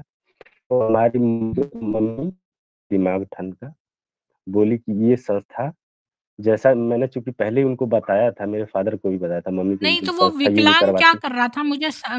मुझे समझ नहीं आया। तो वो उन्होंने देखा कि वो विकलांग था और एक पीर उस पर टोटका कर रहा था। उस समय तक हाँ, उन पर नहीं कर रहा था, वो अचानक मम्मी गई, वो किसी पर करवा रही थी, सेंटर की जो दीदी थी। तो वो अरे! अच्छा। बाद में पता चलता है कि वहाँ पर सेंटर में एक लड़की छोटी-सी 13-14 साल की लड़की रहती थी, उसका कपड़ा धोने का मतलब कि सेवा करने का काम करती थी, उसका कपड़ा धोती थी, सेंटर जो संचालिका थी। उसका वो क्या नाम है, नाम भी नहीं याद आ रहा हमको। सेंटर संचालिका थी, नीलम शायद शिवानी? नाम है उसका। वो नहीं, राधिका? मैडम वो नहीं, नो मैं शिव बाबा की वो वाइफ़? नहीं मैडम, ये लोकल जो सेंटर पर नहीं रखते हैं लड़कियों को, अच्छा, अच्छा। वो उसकी बात कर रहा हूँ। तो उसकी उसकी सेवा करने के लिए एक लड़की रहती थी, गरीब लड़की थी। अच्छा। हाँ, तो तो ये वो लड़कियों उसको से सेवा क्यों करवाती हैं? खुद अपना काम क्यों नहीं करती? अरे मैडम, अब क्या बताएँ, सेवा कोई भी चाहता है कि हमारा काम आसान हो। कोई नौकर हमारे लिए आके कुछ करे, किसी को कुछ करना ना पड़े, बस वही बात है। तो तो वो वो लड़की वो आके क्यों सेवा करवा रही हैं? वो कोई कहीं की राजा-महाराजा लगी हैं, खुद अपना काम क्यों नहीं कर रही हैं? अपनी सेवा खुद करो। उनका कहने का मतलब है कि हम भगवान की सेवा में हैं, तो हमारा जो हुँ, काम है, हम ज़्यादा से ज़्यादा भगवान को से कनेक्टेड रहें, आप लोग आपके तक उन बाबा का प्रकाश और उनकी वाणियों को पहुँचाएँ। इसके लिए हम ज़्यादा से ज़्यादा समय इसमें लगे रहें, तो खाना-वाना बनाना ये सब छोटा काम किसी नौकर से ये करवा छोटा लीजिए। काम क्यों है? भई वो जो सेवा कर रही है उसको भी तो टाइम मिलना चाहिए कि वो भी तो बाबा का या शिव जी का या किसी का भी ध्यान करे। उसके पास भी मैडम टाइम होना चाहिए। ये मैडम वहाँ पर सुपीरियर है ना वहाँ पर वो मेन है। बाकी आखिर जैसे-जैसे हम नहीं होता है जिसके पास जितना ज़्यादा पैसा होता है वो उतना ज़्यादा प्रभावशाली होता है समाज में। वैसे तो ही वो उसको भी है सेवा और के कुछ पैसे मिलते थे क्या? मतलब वहाँ पर पैसे देती हैं ये कुछ नहीं लोग? मैडम यहाँ यहाँ पैसे का कोई वो नहीं होता, पैसा तो संस्था फ्री में लेती है सेवा कर दो। रही हैं वो, मतलब वॉलंटियर हैं। बिल्कुल मैडम, ये पूरा सिस्टम ही फ्री वाला है। यहाँ पर इस संस्था के पास सिर्फ़ पैसा आ रहा है, जाने जाने वाला कोई सिस्टम नहीं है। संस्था तो कुछ इन्वेस्ट खाना और नहीं कपड़ा करती। देती हैं वो? खाना और कपड़ा और हाँ, आश्रय? खाना कपड़ा पे आता हूँ मैडम। ये जो खाना कपड़ा होता है, जो 100 डेढ़ 100 लोग एक जगह पे एक ब्लॉक या तहसील में लोगों को जोड़ हुँ, के रखते हैं, उन्हीं से किसी से हुँ, खाने के लिए जैसे कि 100 लोगों को टारगेट किया जैसे नहीं होता बिज़नेस में हुँ, टारगेट किया जाता है कस्टमर को, तो वहाँ पर से 2% 3% कस्टमर कन्वर्ट होते हैं। इसी हुँ। तरह यहाँ पर भी है। यहाँ पर भी 100 लोगों को टारगेट करते हैं, इनमें से 10% यानी 10 लोग कन्वर्ट हो गए, उसमें से कोई इनके लिए हर महीने अनाज क्योंकि ये गाँव ग्रामीण इलाका है, तो सब अनाज बोते हैं। अधिकतर लोग अनाज बोते हैं, खेती करते हैं, तो कोई कुछ ला के लौकी दे देता है, कोई सब्जी ला के देता है, कोई अच्छा। अनाज ला के देता है, कोई तो उस अनाज से भोजन बनाती हैं ये और हाँ, इनको हाँ। खिलाती हैं? हाँ, और अनाज ही नहीं ओह! मैडम, किराया किराया जो होता तो है, इनको एक तो मुर्गा सिर्फ़ सारी चीज़ें मुफ़्त ही मिल जाती हैं। बिल्कुल मैडम, कहते हैं ये लोग हमेशा एनी टाइम ब्रेन वॉश करते रहते हैं कि बाबा के लिए ये करिए, भगवान के लिए ये करिए। आप ऊपर जाएँगे तो आपकी सीट कैसे पक्की होगी नहीं करेंगे तो। ऐसा है इन लोगों का ब्रेन वॉशिंग सिस्टम। तो ऐसे ये लोग अगर जैसे मान लीजिए कि एक होता है जो लोग हमारे यहाँ तुरहा होते हैं, जो कि आम तौर पे सब्ज़ी बोने का काम करते हैं। एक अहिर होते हैं, अहिर जाति के लोग होते हैं जो कि हम खुद है यादव को अहिर कहा जाता हुँ। है, जो कि दूध वगैरह मिल्किंग वगैरह गाय चराना, गाय की सेवा करना, गाय-भैंसों को रखना, दूध निकालना, बेचना। श्री तो कृष्ण उन के यादव, हाँ जी। हाँ, हाँ। हुँ। तो उनसे ये लोग दूध-दही लेने का काम करते हैं। तो हमारे यहाँ भी गाय थी, तो हमारे फादर जो है वीक में 1-2 बार इनको यहाँ दूध फ्री में दिया करते थे। अब ख़ैर गाय अच्छा, है तो नहीं। ये हर व्यक्ति से उसके व्यवसाय का फ्री में सामान लेती हैं। बिल्कुल। को एक ई-रिक्शा वाला है, तो ई-रिक्शा वाला है तो उसको जहाँ आई मीन को सेंटर पे कहीं दूसरी जगह गाँव में प्रवचन देने जाना होगा तो फ्री का बुलाएँगी कि चलना है आइए। वो ले जाएगा उनको फ्री में छोड़ के आएगा और फिर दिन भर बिज़नेस करेगा, शाम को अपना मतलब कि दिन भर वही लोगों को ढोना, इधर-उधर पैसा कमाएगा, फिर शाम को जब उनका प्रवचन कंप्लीट होगा, तो उनको उठाने के लिए फ्री में ले जाएगा। और एक राजमिस्त्री है, मतलब कि कुल मिला के इनका है कि जो जिसके जहाँ जो भी उपलब्ध है, उनसे उनका ब्रेन वॉश टारगेट कर लेना है, उनसे ब्रेन वॉश करना है और उनसे लेते रहना है, बस यही है। और मैडम आगे सुनिए, इतना ही नहीं है, इनके इनका जो है बिज़नेस मॉडल बहुत तगड़ा है। ये जो नहीं होता है माउंट आबू ले जाने वाला सिस्टम, हुँ, हुँ, ये हुँ। पूरी तरह से एक टूरिज़्म टाइप का है। टूरिज़्म टाइप का ये लोग बना चुके हैं। भगवान से मिलाने के चक्कर में 10 लोगों को एक फिक्स टाइम होता है कि इस महीने में जैसे मान के चलिए कि अभी मार्च का महीना चल रहा है, तो हुँ। मार्च के महीने में कोई रीजनल एरिया जैसे कि इन्होंने स्टेट को रीजन में बाँटा हुआ है। जैसे हम अभी यहाँ पर हैं, तो ये यूपी का ईस्टर्न इलाका है। तो इसको और नेपाल को, दोनों को जोड़ के पूर्वांचल एवं नेपाल ब्रह्मा कुमारी रीजनल सेंटर बनाया गया है, जिसका हेडक्वार्टर वाराणसी में है। यहाँ से ये लोग अ, ये चूँकि एक रीजनल सेंटर होगा तो हर रीजनल पूरे इंडिया में जो फैला हुआ है इलाका इसमें तमाम रीजनल सेंटर इन लोगों ने बना रखा है। इसी तरह 12 रीजनल सेंटर में अलग-अलग बाँट के रखा है, लोग वहाँ से उठा-उठा के 4-4 में 8-8 हज़ार रुपया वसूलते हैं और ये टूरिज़्म बिज़नेस उन्होंने बना रखा है वहाँ पे। इसमें से 1000-1200 रुपया एक आदमी का टिकट का खर्चा लगेगा और वहाँ पे बाकी का 5000, 6000, 8000 जो भी है, वो वहाँ पर जाएगा सेंटर पे और ब्रेन तो वो वॉशिंग का फ्री ब्रेन नहीं है क्या लोगों के लिए? उनको पैसे देने पड़ते हैं, ये जो राजयोग का बिल्कुल पहले? मैडम, बिल्कुल माउंट आबू अच्छा। जाना है तो फोकट में थोड़ी ना सर इस हिसाब से तो कुंभ मेले की तरह बस पैसा लाओ टिकट का पैसा, यात्रा का पैसा दो, पहुँच जाओ, ऐसा नहीं है। इस हिसाब से 150 लोग हैं हमारे यहाँ ये ब्रह्मा कुमारी के सेंटर ये जो हमारे यहाँ पर है। यहाँ से इस हिसाब से 150 में से कम से मैं कम तो 50 सोच रही लोग थी चले ये गए। फ्री होता है। अरे मैडम यहाँ कुछ भी फ्री नहीं है। शुरू में उनको पकड़ने के लिए फ्री में बताएँगे और वो भी फ्री के लोग ही फ्री में बताएँगे। फ्री के लोग जो ब्रेन वॉश लोग हैं यहाँ पर, वही लोग फ्री में बताएँगे। ऐसा सिस्टम है।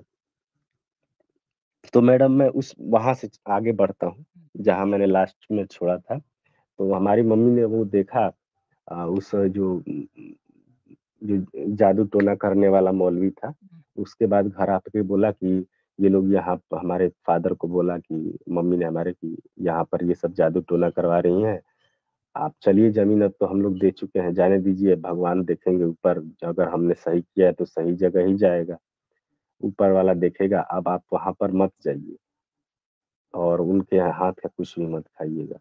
क्योंकि ये लोग जादू तंत्र मंत्र खाने में मिलाकर देने वाला सब काम करती होंगी और मुझे ऐसा ही लग रहा है कि जो मैंने बोला था उनको कि राजीव जो बोल रहा था कि ये लोग जादू टोना वगैरह ब्रेन वॉशिंग वगैरह कर रही हैं वैसा ही कुछ लग रहा है तो मेरे फादर ने साफ साफ मना कर दिया कि नहीं मैं जाऊंगा तुमको नहीं जाना है मत जाओ प्लस उनको सेंटर से और ब्रेन वॉश अलग-अलग औरतें, महिलाएँ जो अलग-अलग थी, उनको बुला करके मेरी मम्मी को समझाने वाला काम करना शुरू कर दिया। मम्मी हमारी समझ गई, थोड़ा बहुत समझी लेकिन फिर भी उन्होंने दिमाग में ये रखा हुआ था कि मुझे सेंटर पे नहीं जाना है और वो जो तंत्र मंत्र करवा रही थी सेंटर संचालिका, उसका नाम शीतल है, उस शीतल के पास नहीं जाना है। फादर को भी मना किया कि उस वो यहाँ पर तंत्र मंत्र करवा रही है, वहां पर मत जाइएगा। उनके दिमाग में उस समय भी ये उनको सब दिख गया था कि हाँ सब ये सब गलत काम हो रहा है, लेकिन उनके दिमाग में अभी भी ये उस समय भी ये भरा हुआ था कि ये सेंटर संचालिका ही गलत है, बाकी जो ब्रह्मा कुमारी जो है संस्था है वो सही संस्था है, बाबा अच्छे हैं, वो भगवान के दूत हैं। उनके दिमाग में ये पर चीज़ बाबा अभी की भी तो है। डेथ हो गई है। बाबा की डेथ हो गई है, तो वो ऊपर से जाके भगवान से कनेक्ट होके ये इनकी जो लड़कियाँ हैं बुड्ढी, यहाँ पर जो माउंट आबू में, इनसे कनेक्ट करवाते हैं, पता नहीं कैसे कनेक्ट करवाते हैं। उनका कहना ये है कि वो बुड्ढा गया है जो ऊपर मर के, जो पिशाच आदमी जो पापी आदमी गया है, जो ब्रह्मलेखराज नाम का, वो आपने सुना भी होगा कि यहाँ पर उनके शरीर में आते हैं, भगवान आते हैं। पहले और सुना वो था उनकी वाइफ, हाँ, फिर उसके बाद उनकी वाइफ में आने लगे, वीरेंद्र दीक्षित में आने लगे, फिर वीरेंद्र दीक्षित पकड़ा गया, उसने अपनी अलग संस्था खोल ली। हुँ।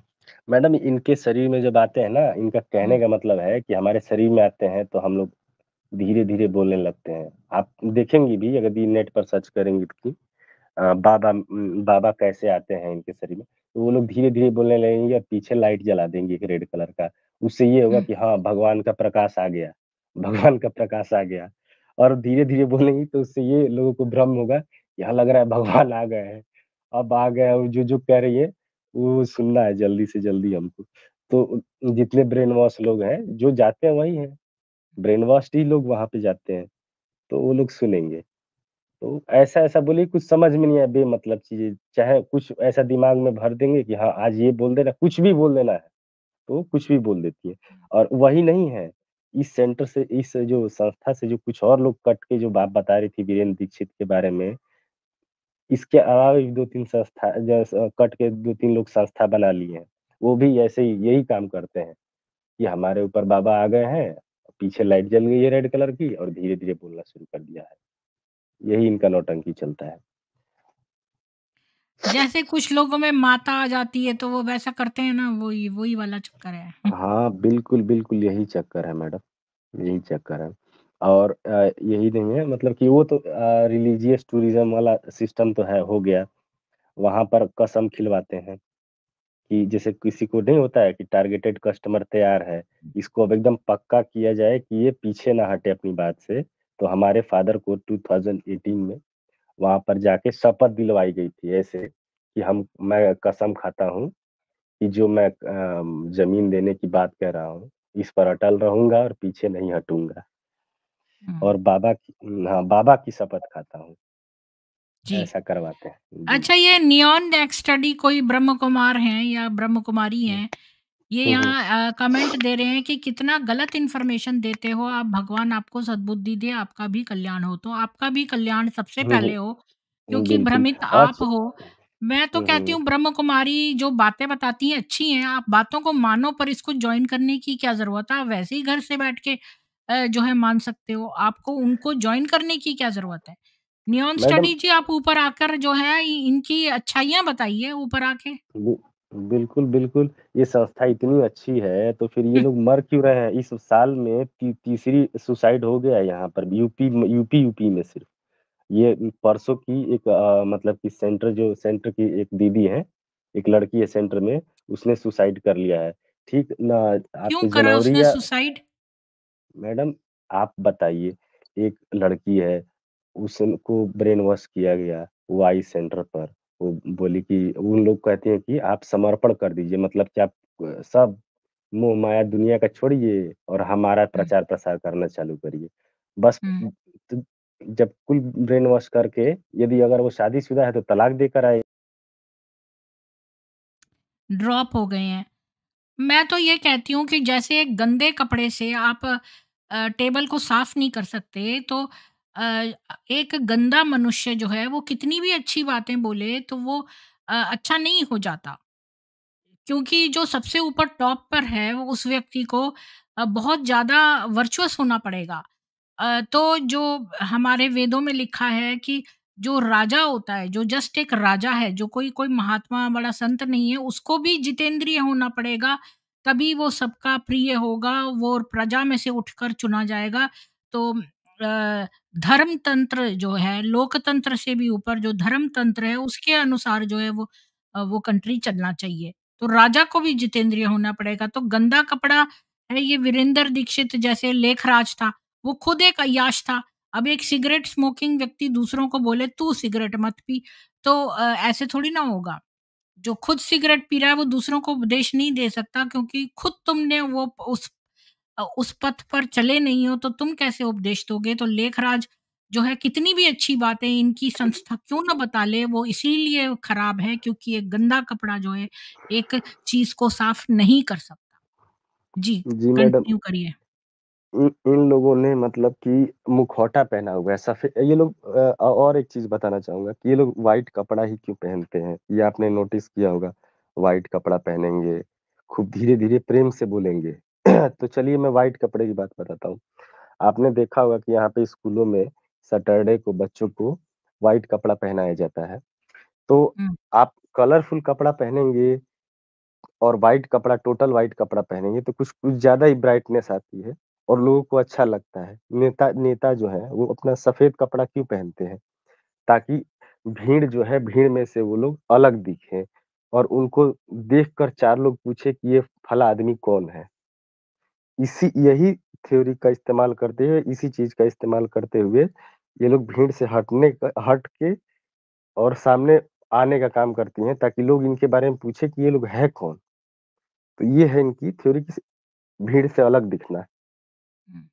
और लोगों को आकर्षित करना। ये इनका फर्स्ट स्टेप ही होता है। कोई सबसे पहले इस संस्था के लोगों को ही देखता है और पूछता है कि ये जो महिला है, ये कौन है? बहुत अच्छा-अच्छा कपड़ा पहनी है, व्हाइट-व्हाइट। हुँ। ये है मैडम। और ये सुरमा वगैरह लगाती हैं। सुरमा लगाने का मतलब है ये त्राटक विद्या जो इनकी है, इन्होंने इसका जो लेखराज देखिए, और जो जो संस्था साइकोलॉजी है वो कहती है कि जब आप कोई गंदा काम करते हैं, तो आप बार-बार जी। हाथ धोते हैं अपना। तो लोगों जी, के जी। अंदर ओसीडी आ जाता है, क्योंकि उन्होंने कुछ गलत करा होता है, तो अब वो उसको मिटाने की बार-बार कोशिश करते हैं। तो जी, इसी जी, तरह जो बिल्कुल। लोग बहुत व्हाइट-व्हाइट पहनने की कोशिश करते हैं, तो उसके पीछे भी साइकोलॉजिकल रीज़न है कि वो हुँ, किसी हुँ। गंदगी को छुपा रहे हैं। जी। बिल्कुल, तो नेता नेता उसीलिए ना व्हाइट कपड़ा पहनते हैं कि हम साफ दिखें, भले अंदर से गंदे हैं, गंदा काम कर रहे हैं, लेकिन हम साफ दिखें, अच्छे दिखें तो लोग कहें कि वाह! नेताजी वाह! यही बात है मैडम। तो मैडम उसके बाद से हम आगे बताना चाहेंगे। तो हमारी मम्मी को अ, ये संस्था के जो सेंटर है, यहाँ जो लोकल सेंटर है, ये तो इनके इसकी जो संचालिका है शीतल नाम की, ये तो उसकी मेरी मम्मी की नज़र में ये तो खराब है। लेकिन उस समय भी इसके दिमाग में मम्मी के दिमाग में ये था कि बाकी बाबा ठीक है, ब्रह्मा कुमारी वाले ठीक है, सेंटर जहाँ से ऑपरेट हो रहा है माउंट आबू के लोग ठीक है।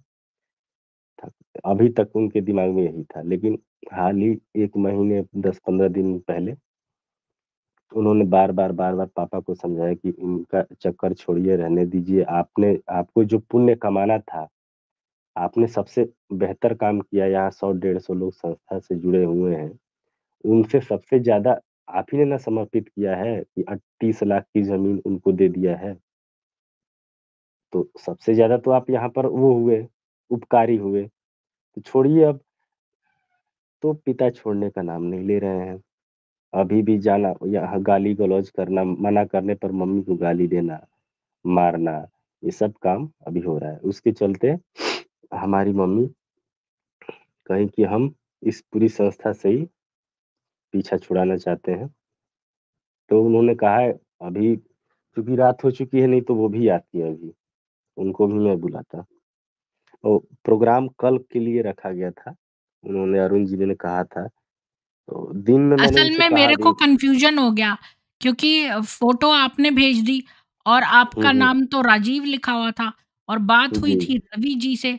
तो मुझे समझ में नहीं आया कि फ़ोटो में तो रवि जी बड़े लग रहे हैं और आप तो बच्चे जैसे लग रहे हैं, तो ये इतना हुँ, हुँ। चेंज कैसे हो गया? क्या रवि जी ने अपनी बचपन की फ़ोटो भेज दी है? तो मुझे पहले कन्फ्यूज़न हो गया था। तो फिर हुँ, हुँ, मैंने हुँ। उनसे पूछा भी कि क्या ये फ़ोटो जो थंबनेल में मैंने लगाई है आपकी है? तो कोई जवाब ही नहीं आया।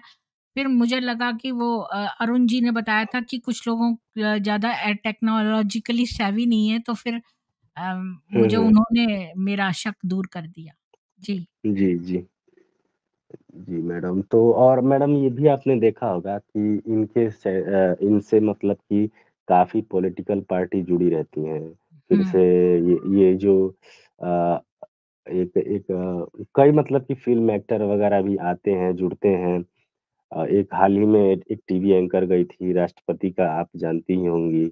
मोदी जी गए थे पिछले साल सितंबर में, उसके बारे में भी आपने गया।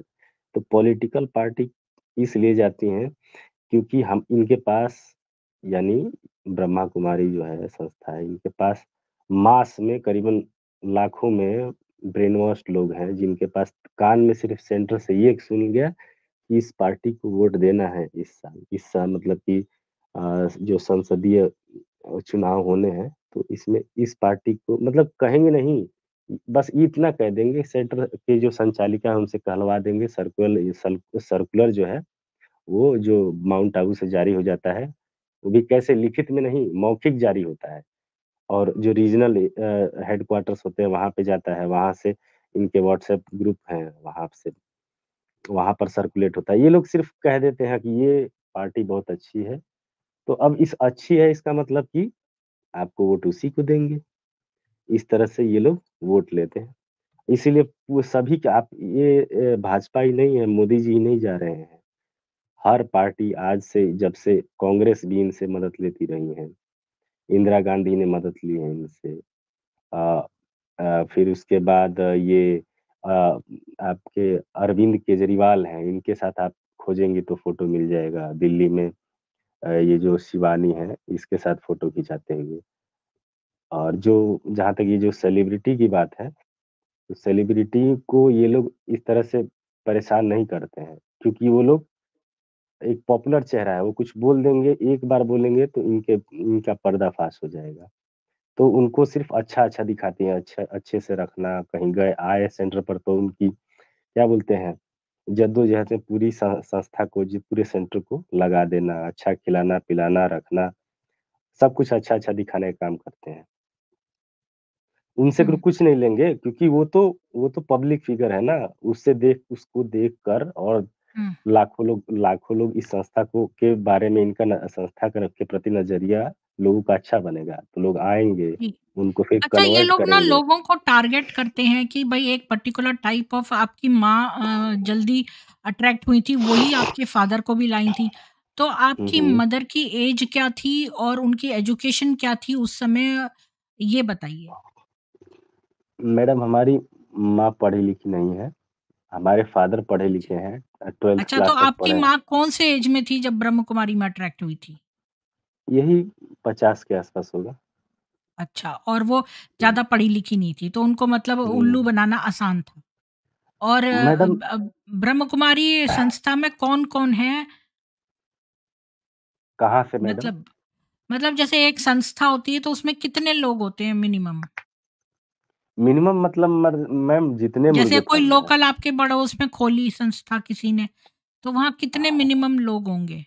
मैम ये कोई इनका क्राइटेरिया नहीं है। वो नहीं होता है कि एक स्टेट की पॉपुलेशन है, उसको कैसे रिसोर्सफुल बनाया जाए वो स्टेट की गवर्नमेंट के ऊपर है। उसी तरह अच्छा। इसमें कोई ऐसा ज़रूरी नहीं कि गरीब नहीं आएगा, अमीर नहीं आएगा। गरीब आएगा, उसको हुँ, रोज़ नहीं आने दिया जाएगा और प्रसादी मुफ्त का नहीं खाने दिया जाएगा।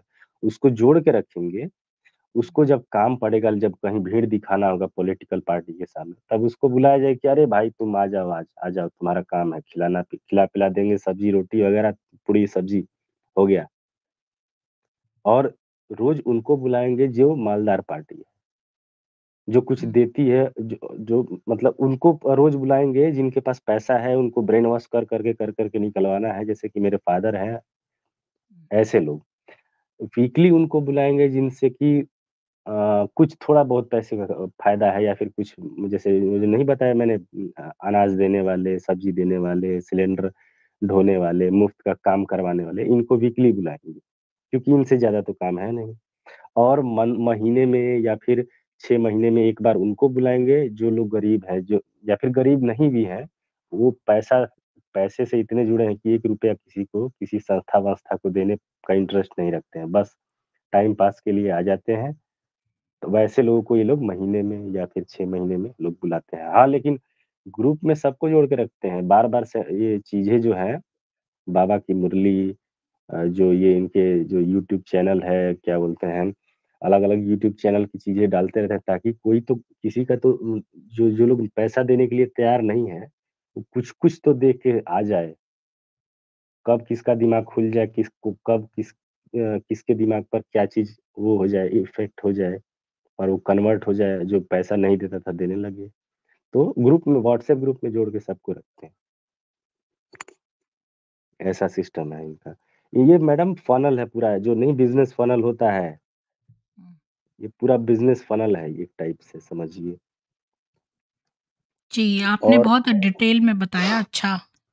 जी। हुँ, और ये तो आपको पता ही होगा कि मंदिरों पर कैसे-कैसे ये लोग जाते हैं, किसी की मतलब कि कोई जागरूकता नहीं है मंदिर के पुजारियों हुँ, में या फिर हिंदू संस्था के लिए जो जैसे कि यहाँ पर बजरंग दल वगैरह लोग के लोग हैं, हमारे यहाँ उत्तर प्रदेश के सीएम योगी हैं, वो तो हुँ, ख़ैर जानते होंगे इस संस्था के काले कारनामे, लेकिन चूँकि वो राजनीति से जुड़े हुए हैं, तो उनको फ़ायदा भी लेना है, तो उनको उससे कोई ख़ास फ़र्क नहीं पड़ता होगा।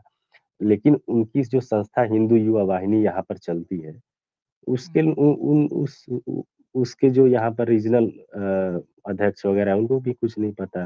हिंदू संगठन अलग-अलग प्रकार के किसी को कुछ नहीं पता है, बस चल रहा है चलने दो। म हमारे यहाँ एक पास ही में एक तहसील है, रसड़ा तहसील, योगी की तरह ही एक वहाँ के भी मठ के महंत हैं, उनको भी नहीं पता। वो खुद उद्घाटन में आए थे, उनके सामने ये लोग बोलते हैं कि हम लोग दोनों धर्म के रास्ते पर चल रहे हैं, हम दोनों संस्थाएँ, बस हमारा तरीका अलग-अलग है। मतलब जो सेंटर था, सेंटर के उद्घाटन में उनको बुलाया गया था। जी, उन लोगों को तो कुछ पता ही नहीं है, लोग कुछ भी बोल देते हैं। यहाँ हुँ, तक कि इस्कॉन वाले लोगों ने ये एक बहुत ही बेवकूफ़ी की बात कही कि हाँ, मोहम्मद भी प्रॉफ़िट थे। वो उसने कहा जो इनके श्रीला प्रभुपाद जी हैं, जिनको मैं बहुत रिस्पेक्ट करती हूँ क्योंकि उन्होंने बहुत जो है मेहनत करी और इतने सारे जो ड्रग एडिक्ट्स थे उन सबको जो है इसमें इस्कॉन में लाए और कृष्णा कॉन्शियसनेस को बढ़ाया और मैं उनसे इसलिए भी प्रभावित हूँ क्योंकि जब भी सनातन धर्म पे कोई उँगली उठाता है तो सनातनी सारे सो रहे होते हैं, केवल इस्कॉन जो है उस बात का बदला अवश्य लेता है और उनको मज़ा चखाता है। तो इस बात से मैं बड़ी खुश हूँ, क्योंकि हुँ, अगर आप हुँ। सनातन को प्रोटेक्ट नहीं करेंगे, इस्कॉन वाले कम से कम ये काम तो कर रहे हैं। पर श्रीला बिल्कुल। प्रभुपाद जी की मुझे एक बात बिल्कुल भी पसंद नहीं आई कि उन्होंने मोहम्मद को बिना जाने, जो इस्लाम हुँ, का हुँ। नबी है, उसको बिना जाने उसके लिए बोल दिया हाँ, वो भी प्रॉफ़िट है। लोग क्या करते हैं चीज़ें नहीं जानते अब ये लोग सोचते हैं कि भई अगर ये कह देंगे कि हमें नहीं पता तो इनको इनकी खिल्ली उड़ेगी कि तुम तो बड़े अपने आप को जानी बनते हो, तुम्हें इतनी-सी बात नहीं पता। तो ये सोचते हैं हुँ, ये भी अच्छे होंगे। इनको भी हुँ, तुम हमारी बिल्कुल, पीठ ठोको, हम तुम्हारी, ये वो वाली बात है। तो मैडम एक दूसरे की पीठ खुजाओ, मतलब तुम हमारी हुँ, खुजाओ हम तुम्हारी, तो ये वो उसको भी बोल दिया। जबकि वो इतना निकृष्ट आदमी था, वासना से लिप्त और पेडोफाइल और इतना ऐसा व्यक्ति, पेडोफाइल को तो कोई अगर जेल जाए ना तो सारे मिलकर उस पेडोफाइल को पहले पीटते हैं। यानी वो मैड अपराधियों में भी सबसे निम्न श्रेणी में है। तो ऐसे मैडम व्यक्ति के लिए इसने बिना जाने बोल दिया श्रीला प्रभुपाद जी ने कि हाँ, वो भी प्रॉफिट होंगे। तो उसकी वजह से ये लोग इस्लामी नरपिशाच हमारे को आज कोट करते हैं कि देखो इस्कॉन वाले ने ऐसा कहा। तो यही बात है बिल्कुल। ना कि ये लोग जो हैं जानते नहीं हैं, उसकी हुँ, हुँ, हुँ। कहानी नहीं जानते हैं पूरी बात। मैं तो आराम से कह देती हूँ जो चीज़ मुझे नहीं पता मैं बोल देती हूँ भई मुझे नहीं पता।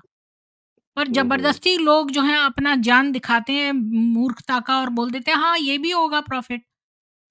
ये जी, वही जी, जी। बात है जो आपको मिले उसने कहा कि भई चल रहा होगा तो चल रहा है। हुँ, हुँ। अरे आपके पड़ोस में कुछ चीज़ चल रही है तो कम से कम जाने तो कि वो सही है कि गलत है। के केवल मैडम सफ़ेद वस्त्र पहनने से कोई अच्छा थोड़ी ना हो जाता है। जी, जी, बिल्कुल। मैडम मेरा तो यही मानना है कि कम से कम इस ये जो एक्स मुस्लिम वगैरह हैं, वो तो उनको उनके पास एक बुक तो है ना प्रूफ करने के लिए कि हाँ भाई तुम्हारा ये मोहम्मद था, ये गलत था। ये देखो इस सूरे में ये लिखा हुआ है। हमारे पास तो हाँ। वो भी नहीं है, ये लोग पूरा फूँक-फूँक के चलते हैं, कहीं भी इनको हुँ। रिटर्न में कुछ नहीं मिलेगा कि हाँ, तो ताकि हम लोग इन पर ऑब्जेक्शन कर सकें। मैं तो कहती हूँ 2 चिन्ह हैं, 2 लक्षण जान हुँ, लो कि जो जिसने ये चलाया है वो कैसा व्यक्ति था स्वयं।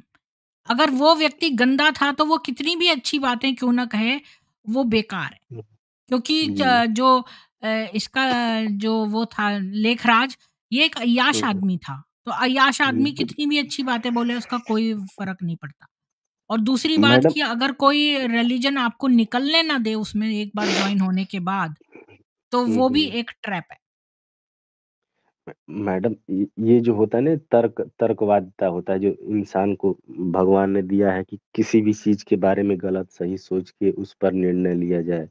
इस हुँ, क्षमता को वो लोग पूरी तरह से खत्म कर देते हैं और इंसान में ऐसा डर बना देते हैं कि यदि आपने इसके विरोध में बोला तो आपके साथ कुछ ना कुछ गलत होगा और कुछ अच्छा हुँ, हो जाए आपके साथ तो कहेंगे कि ये बाबा ने किया है। कुछ गलत हो जाए तो ये कहेंगे कि ये आपके पिछले कर्मों का फल है और नहीं हुँ, तो आपने कभी कोई जीवन में कुछ पाप किए होंगे उसका फल है। इसमें बाबा से कोई मतलब नहीं है। लेकिन अच्छे कर्म जो जी। है वो बाबा के चलते हुए हैं। बा आप आपके साथ कुछ अच्छा हो रहा है, आपकी हुँ, नौकरी लग गई, आपकी सैलरी में हाइक हो गया, आपका मतलब कुछ भी मंगल हो गया, तो वो हुँ, बाबा के चलते हुआ है। लेकिन कुछ गलत हुआ तो आपके कर्मों का फल है। इनका कहना है ये। कई बार मैंने अपने पिता को समझाने की कोशिश किया है, तो मेरे को जवाब देते हैं कि जैसे मेरे को अब तक मैं जितने दिन से विरोध कर रहा हूँ, यदि मुझे कुछ हो गया होता, तो उनके दिमाग में एक पक्का है कि कन्फर्म हो जाता है कि ये मेरा लड़का है, ये संस्था के विरोध कर रहा था, इसके चलते इसको ये हो गया। हुँ, हाँ, बिल्कुल। इस चीज़ को प्रूफ करने के लिए तो वहाँ पर जब मैं चूँकि संस्था यहाँ पे सेंटर में तो जाता नहीं था। एक बार मैं उनको जाके गाली वगैरह दिया था कि तू मेरे घर से दूर रह ये वो मेरे परिवार से दूर रह तो नहीं तो मैं तुझे छोड़ूँगा नहीं। तो ऐसा दिया था तो उसको खराब लगा। तो एक बार मेरे हाथ में चोट लग गई थी, नाखून नाखून थोड़ा निकल गया था। फिर धीरे-धीरे नाखून आ गया। वो बोली कि वो हमको गाली दिया था इसलिए उसका नाखून उसमें चोट लग गया, नाखून निकल गया। और इस बात को बढ़ा-चढ़ा के सेंटर के लोगों को तक भेजा कि वो माफ़ी माँगने आया था मेरे से सेंटर पर कि हुँ। और माफ़ी माँग के ये बोल रहा था कि हे बाबा हमसे गलती हो गई, आगे से ऐसा नहीं होगा। लोगों को वहाँ पे सेंटर के लोगों को भ्रमित जो उनसे जुड़े हुए हैं, उनको भ्रमित करने के लिए वो बोल रही थी हाँ, कि मैं ऐसा बोल रहा था कि मेरे से ये गलती हो शुरू में गई मैं अच्छी बातें बता के लोगों को मोहित कर लेते हैं। चलिए बहुत सारे बिल्कुल। लोग पीछे बैठे हैं, आपकी स्टोरी फिनिश हुई है और अभी जी, आपके माँ जो है छोड़ चुकी है और फादर अभी भी हैं उसमें। जी, जी, बिल्कुल। तो क्या वो हर महीने भी सैलरी में से कुछ देते हैं? मैडम सैलरी में तो यही यही तो हमको पता नहीं चल पाता है कि वो देते हैं कि नहीं देते हैं क्योंकि जो भी है वो उनके कंट्रोल में है। ये जी, पता चल नहीं पाता है कि देते हैं कि नहीं देते हैं। जी। तो हमारे जी। साथ अरुण जी जो इनके सबका सबके ऊपर जो है जो सबको नेटवर्क करके रखते हैं वो जुड़ गए हैं और प्रशांत निनावे जो है पहली बार आए हैं और रवि जी जो लास्ट टाइम आए थे वही। पर रवि जी की कहानी हम कल लेंगे पूरी स्ट्रीम में और प्रशांत जी आपका स्वागत है, बोलिए आप। प्रीति जी, जी, मेरी आवाज आ रही है? आ रही है। मुझे 2 मिनट दीजिएगा। हाँ, हाँ, बिल्कुल वो तो कल मैं स्टे आपसे सबके हाँ, जवाब भी लिवाऊँगी। जी, मैं मैं कल राजीव जी की पूरी वीडियो ये रिकॉर्ड देखूंगा पूरा। हुँ, ये कहाँ क्या नहीं बोल पाए हैं, हुँ, क्योंकि मैं इसको 3 साल से स्टडी कर रहा हूँ। अच्छा, कल मैं ब्रह्म कुमारी के सेंटर में भी गया था। अच्छा। वो क्या आर्ग्यू करते हैं वो भी मैं चेक कर रहा हूँ। अच्छा, तो आप क्योंकि कहाँ अगर पे गए दिल थे में मैंने सेंटर में? ठान लिया यूपी है, में? यूपी में, दिल्ली में? नहीं नहीं, वापी में, वापी में, अच्छा। गुजरात में वापी है। हुँ, गुंजन से पहले एक 4 रास्ता है, हाईवे के नीचे इन्होंने बहुत पैसा खर्च कर रखा है। अच्छा। फिर मैंने वहां चेक किया। मैं सोच हुँ, के गया था कि मैं अपना माइंड कूल रखूंगा, बट मैं वहां कूल नहीं रह पाया। मैंने उनसे लड़ाई कर ली, बहस कर ली। लेकिन जो हिंदू धर्म के लोग आए थे, जो औरतें आई थी, उन्होंने मेरी बात सुनी। तो मैंने उनकी आंखों में चमक देखा कि ये आदमी सही है। हाँ ठीक है, आज मैं लेट हो गया हूं, अगले साल शिवरात्रि में इनके जहां सेंटर खोलेंगे वहां पर्चे मैं बंटवाऊंगा। और ऐसा हो गया है आपके पॉडकास्ट की वजह से, 20 साल 25 साल पुराने आदमी मुझसे जुड़ रहे हैं, वो कह रहे हैं कि हमारी जान को खतरा है, हम सामने नहीं आएंगे, लेकिन क्यों आपकी ये पूरी लोग मदद क्या करेंगे। इस्लामी लोग तो जान से मारने की धमकी देते हैं, पर ये लोग तो बड़े कूल एंड वैसे हैं, तो ये भी क्या जान से मारने की धमकी देते हैं? आवाज कट रही है आपकी। मेरा मैडम ये लोग मतलब कि जान क्या हेलो, ये लोग भी जान से मारने की धमकी देते हैं? मैम धमकी नहीं, मार देते हैं जब उनको लगता है कि संस्था के प्रति ये व्यक्ति ज्यादा एक बोल मिनट रहा मैडम। है। हाँ मैडम, एक मिनट में जी बोलूंगा। प्रशांत मीना बोल रहा हूँ। ये जान से मारने की धमकी देते नहीं, ये पूरा पॉलिटिकल इशू यूज कर लेते हो। मेरे साथ 10 साल से इन्होंने यूज किया हुआ है। ये मुझे कई बार पुलिस में इन्होंने कंप्लेंट किया मेरे बारे में, विदाउट नॉलेज। ये जो था वारंट, मुझे अरेस्ट करने के लिए आए थे। एक बार हैदराबाद में था क्यों क्यों 2000। आपने ऐसा क्या कर दिया जो आपको अरेस्ट मैंने करने आए थे? मैं देखो मैडम, मैं नाउ आई एम 53। मैं 10-13 साल हो गए मैंने बीवी ब्रह्म कुमारी में। ठीक है, तो अच्छा, व्हाट पूरी हैपेंड कि स्टोरी हम आपको एक पूरी स्ट्रीम आपके ऊपर डेडिकेट करेंगे। नहीं पूरी नहीं स्टोरी का यस सस्पेंस मत टुडे आई एम नॉट खोलिएगा। Today I am not prepared for that, क्योंकि नहीं मुझे नहीं, करना। नॉट टुडे, नेक्स्ट नहीं नहीं Sunday. Yes yes I am हाँ, वो मैं करूँगा। क्योंकि हुआ क्या था कि मैं तो बहुत अपोज किया। ठीक है, मैंने जो भी किया, मेरे प्रशांत जी, बच्चे बीवी को छोड़। हाँ बोलिए। प्रीति जी, मेरी आवाज आ रही है क्या? हाँ प्रशांत अरे जी, सुन रहा हूँ मैं सर। हाँ हाँ प्रशांत जी, कल संडे है, कल 1 घंटा प्रीति जी और मेरी बात होगी, आप लोग जुड़ेंगे। आप चलो। नहीं, लोग कुछ नहीं नहीं बोलना नहीं, कल जो हमारी समस्या है, ललित जी से होगी। मेरी बात नहीं सुनना नहीं कि देखिए, इन लोग स्केड्यूल ये है कि कल इन लोग संडे को खाली रवि जी को मैं जोड़ूंगी और वो अपनी पूरी कहानी सुनाएंगे, नहीं नहीं, मैं और अभी अपनी फिर बात बता रहा उसके हूँ। नहीं अगले संडे को प्रशांत जी की सुनेंगे। नहीं, इन्होंने क्या किया है, ये they youth political and police force मेरे पे बहुत किया उन्होंने। बट लकीली जब हैदराबाद में जो 2019 में मुझे अरेस्ट करने आए थे इन लोग, लिटरली बता रहा हूँ, at that hmm, there was, उनके पास कोई वारंट नहीं था। और मैं जब रहता था जो बिल्डिंग में, I was being the airport CSF building, जहाँ सब सीएसएफ के जो एयरपोर्ट सिक्योरिटी रहते वो रहते थे। इन लोग आए, उन्होंने मेरे से सपोर्ट किया। उन्होंने पुलिस को पूछा कि क्यों आया आपको अरेस्ट करने, मैंने पता नहीं, इनको वारंट ही नहीं है। तो उन्होंने सपोर्ट किया, तो पुलिस वाले को बोला कि भाई साहब without warrant you can't arrest him. तो बोले नहीं सर, वर्बल आया हुआ है नागपुर से, because I my wife belong to Nagpur. तो वहां मैं बच गया एक बार, तो ठीक है, उनके वारंट नहीं था। जब मैं नागपुर चेंज ऑफ जॉब करके आया, उसके बाद भी 2-3 बार हरेसमेंट हुआ। The matter was gone to women cell, और वुमेन सेल में इसका रिकॉर्ड है, लेकिन they don't want to disclose, because I can understand their state also, कि उन्होंने एक बात लास्ट में बोला था कि this organisation belong to women cell and as a women cell we can't go against them. Well if you want to approach the court, you can approach the court, लेकिन we can't give the what the judgement, because the women cell है ना, जैसे my wife relation, my relations, उस पर जो हुआ था judgement, उस पर उन्होंने दिया था। तो उन्होंने दिया नहीं, बहुत बार आए, मैं मतलब तुम आ जाओ वारंट लेके आ जी जाओ, बट अभी तक कोई वारंट लेके नहीं आ सका। मैं जी, मेरे इन लॉ। प्रशांत जी, आपसे मैं रिक्वेस्ट करूंगी कि मेरे को एक ईमेल डाल दें ताकि मैं आपको लिंक भेज दूं अगले संडे का। ये है यस मेरा ईमेल, इसका एक स्नैपशॉट ले लीजिए अपने फोन से, मैं हाँ प्रिंटिंग आप निगम 07@gmail.com, और या अपनी मैं स्टोरी के बारे में अभी मत बताइए, हम पूरा सस्पेंस नहीं खोलेंगे, आप अपनी शुरू से तफसीर से बताना अपनी। बिल्कुल बिल्कुल मैडम, मैं अरुण जी से ले लूंगा आपका email ID, and I will एक ड्राफ्ट दैट ईमेल आईडी, और I will hmm, mail to you. जी, और अपना डीपी भी भेज देना, जो या फोटो या डीपी जो भी मैं थंबनेल पे या लगा नो दूंगी। प्रॉब्लम, पुराना भेजेंगे, नए तो अभी हम 53-54 के हो चुके हैं, but I will let you know, because my जी, इंट्यूशन इज नॉट टू, मेरा मेरा तो लाइफ खराब हो गया, I don't want my children life to be spoiled. और जी, और रिलेटेडली बहुत बता रहा हूँ सारे कि लोगों का जो है आपकी पूरी सुनेंगे तो उनकी भी आंखें नहीं नहीं, खुलेंगी। लेकिन one thing is better for me, मेरे चिल्ड्रन उसमें इन्वॉल्व नहीं है, बाकी के लोगों हम्म, के चिल्ड्रन इन्वॉल्व, उसका मेरे को और टेंशन आ जाता है। Literally hmm, my son and my daughter is not in on behalf of my wife. वो बोलते हैं वो सीधा बोलते हैं कि तू गधी है, सीधा बोलते हैं कि तू गधी है, जो पापा कर रहे हैं दैट इज राइट। हम्म, लेकिन अब इसमें इश्यूज है, वो सुधर नहीं सकती, हमारी इन लॉज भी सुधर नहीं सकते, क्योंकि हमारे मदर इन लॉ ने बहुत बड़ा सेंटर खोल के रखा है अपने घर में, ओह माय और गॉड। मेरे घर के 100 मीटर पर रहती है, तो I have not visited my in-laws from last 6 years. हाँ, और तो मुझे आपको तो रोज वहाँ से शिफ्ट हो जाना चाहिए क्योंकि आपके बच्चे भी बिगड़ जाएंगे। नहीं, मेरे बच्चे, एक बच्चा तो यूके में है, लड़की तो 10th में है अभी। लड़की भी नहीं सुनती, उसके सुनती नहीं तो क्या, अभी नहीं सुनती, उसको आप ऐसे हमारे चैनल पे ले आओ, हम उसका दिमाग पलट देंगे। नहीं नहीं, लड़की करती नहीं है। लड़की बोलती पापा जो बोलेंगे मैं करूंगा, पापा जो खाएंगे मैं वही खाओगे। और I prepared her lunch and dinner for myself. Hmm, उसका रीजन ये है कि she doesn't like tiffin to be prepared my his mother. मैं उठ के उसका टिफिन बनाता हूँ। If she hmm, orders me for nonveg, मैं वो भी बनाता हूँ।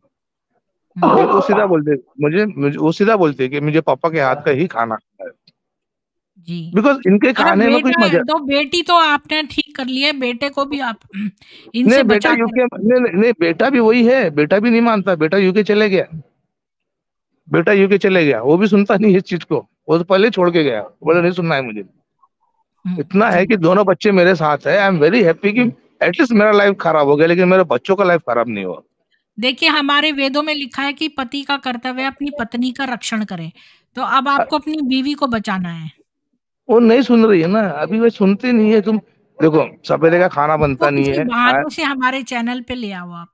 नहीं, वो भाई हमारा रोज डिस्कशन होता है, रोज सब होता है। मेरे को कोई मतलब नहीं, ला लूंगा मैं, I will give your link, तुमसे बात कर लो। हाँ, लेकिन वो हाँ। इतना ये है, मैं उसको बोला है कि ना, 3 महीने हम उसको कुछ नहीं की। कहेंगे, हम तो उसकी बातों की तारीफ करेंगे और धीरे-धीरे से उसको पूछेंगे चीज़ें। नहीं नहीं, मैंने जो बोला वो कभी एक्सेप्ट नहीं कर। नहीं, हम उसको कुछ नहीं बताएँगे, नहीं नहीं नहीं, उसकी मैं तारीफ बता ही रहा हूँ, मैं करेंगे। नहीं नहीं, सुनेगी नहीं वो, मेरे लिंक पे आएगी नहीं वो। अरे मैं कोई नहीं तीन सर, महीने से ट्राई करो आप, आगरा, एक बार ट्राई कर लो आप। नहीं ट्राई करके देखो, मैं ट्राई बहुत कर चुका हूँ, मैं कर रहा हूँ। मेरा डॉक्टर हुँ, परेशान हो गया उसको लेके, she is suffering from schizophrenia. रात को 4 बजे अच्छा। उठ के उसको पता नहीं क्या समझ में आता कि नहीं तुमसे बात करना है, बाबा आए बाजू बैठे, मैंने कौन सा बात, अरे 4 बजे उठा के मेरे को नींद क्यों खराब कर रहे हो यार। तो she is suffering from schizophrenia, वो डॉक्टर भी बोला कि उसका कोई मतलब नहीं है, या तो उसको नींद की गोली। मैंने बोला भाई तुमको जो करना है करो, मुझे शांति की नींद चाहिए, because I have to be in office by 9 o'clock, 9 or 10 o'clock। भाई वो तो मैं जी। छोड़ नहीं सकता, नौकरी करनी है मुझे।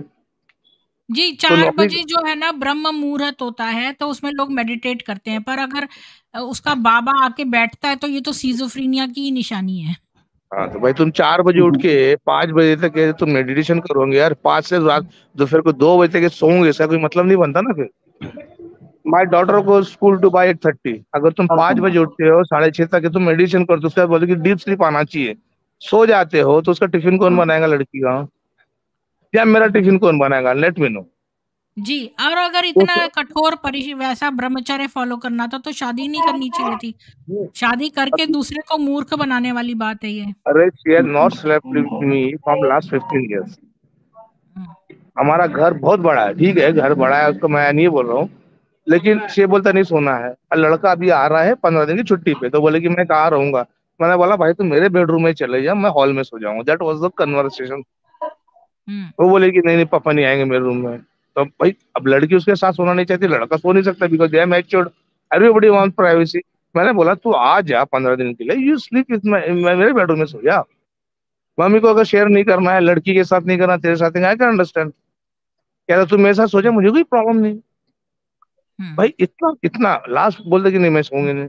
And we have been international travellers, मैं उसको बहुत बार घुमाने लेके गया। हुँ, 2 बेडरूम, हम दो दो रूम बुक करते हैं, 2 2 बेडरूम के। शी नेवर हुँ। Slept with me. We are in Bangkok, Phuket, Singapore, सब जी। लेके घूम चुका उसको। नहीं जी, सोना है, बच्चों के प्रशांत साथ जी, नहीं सोना। आपकी पूरी स्टोरी हम जो है आप उसका खुलासा ज़्यादा नहीं करिए, हम उसकी स्टोरी आपकी नेक्स्ट संडे को सुनेंगे। राइट और राइट, नो इश्यू। राजीव जी, मैं बस ये बोलना चाहती हूँ कि इनकी बातें तो कई अच्छी होती हैं, जैसे आपको प्याज और लहसुन खाने से जो मना आप बुरा समझ रहे हैं, पर वो असल में रजस भोजन है।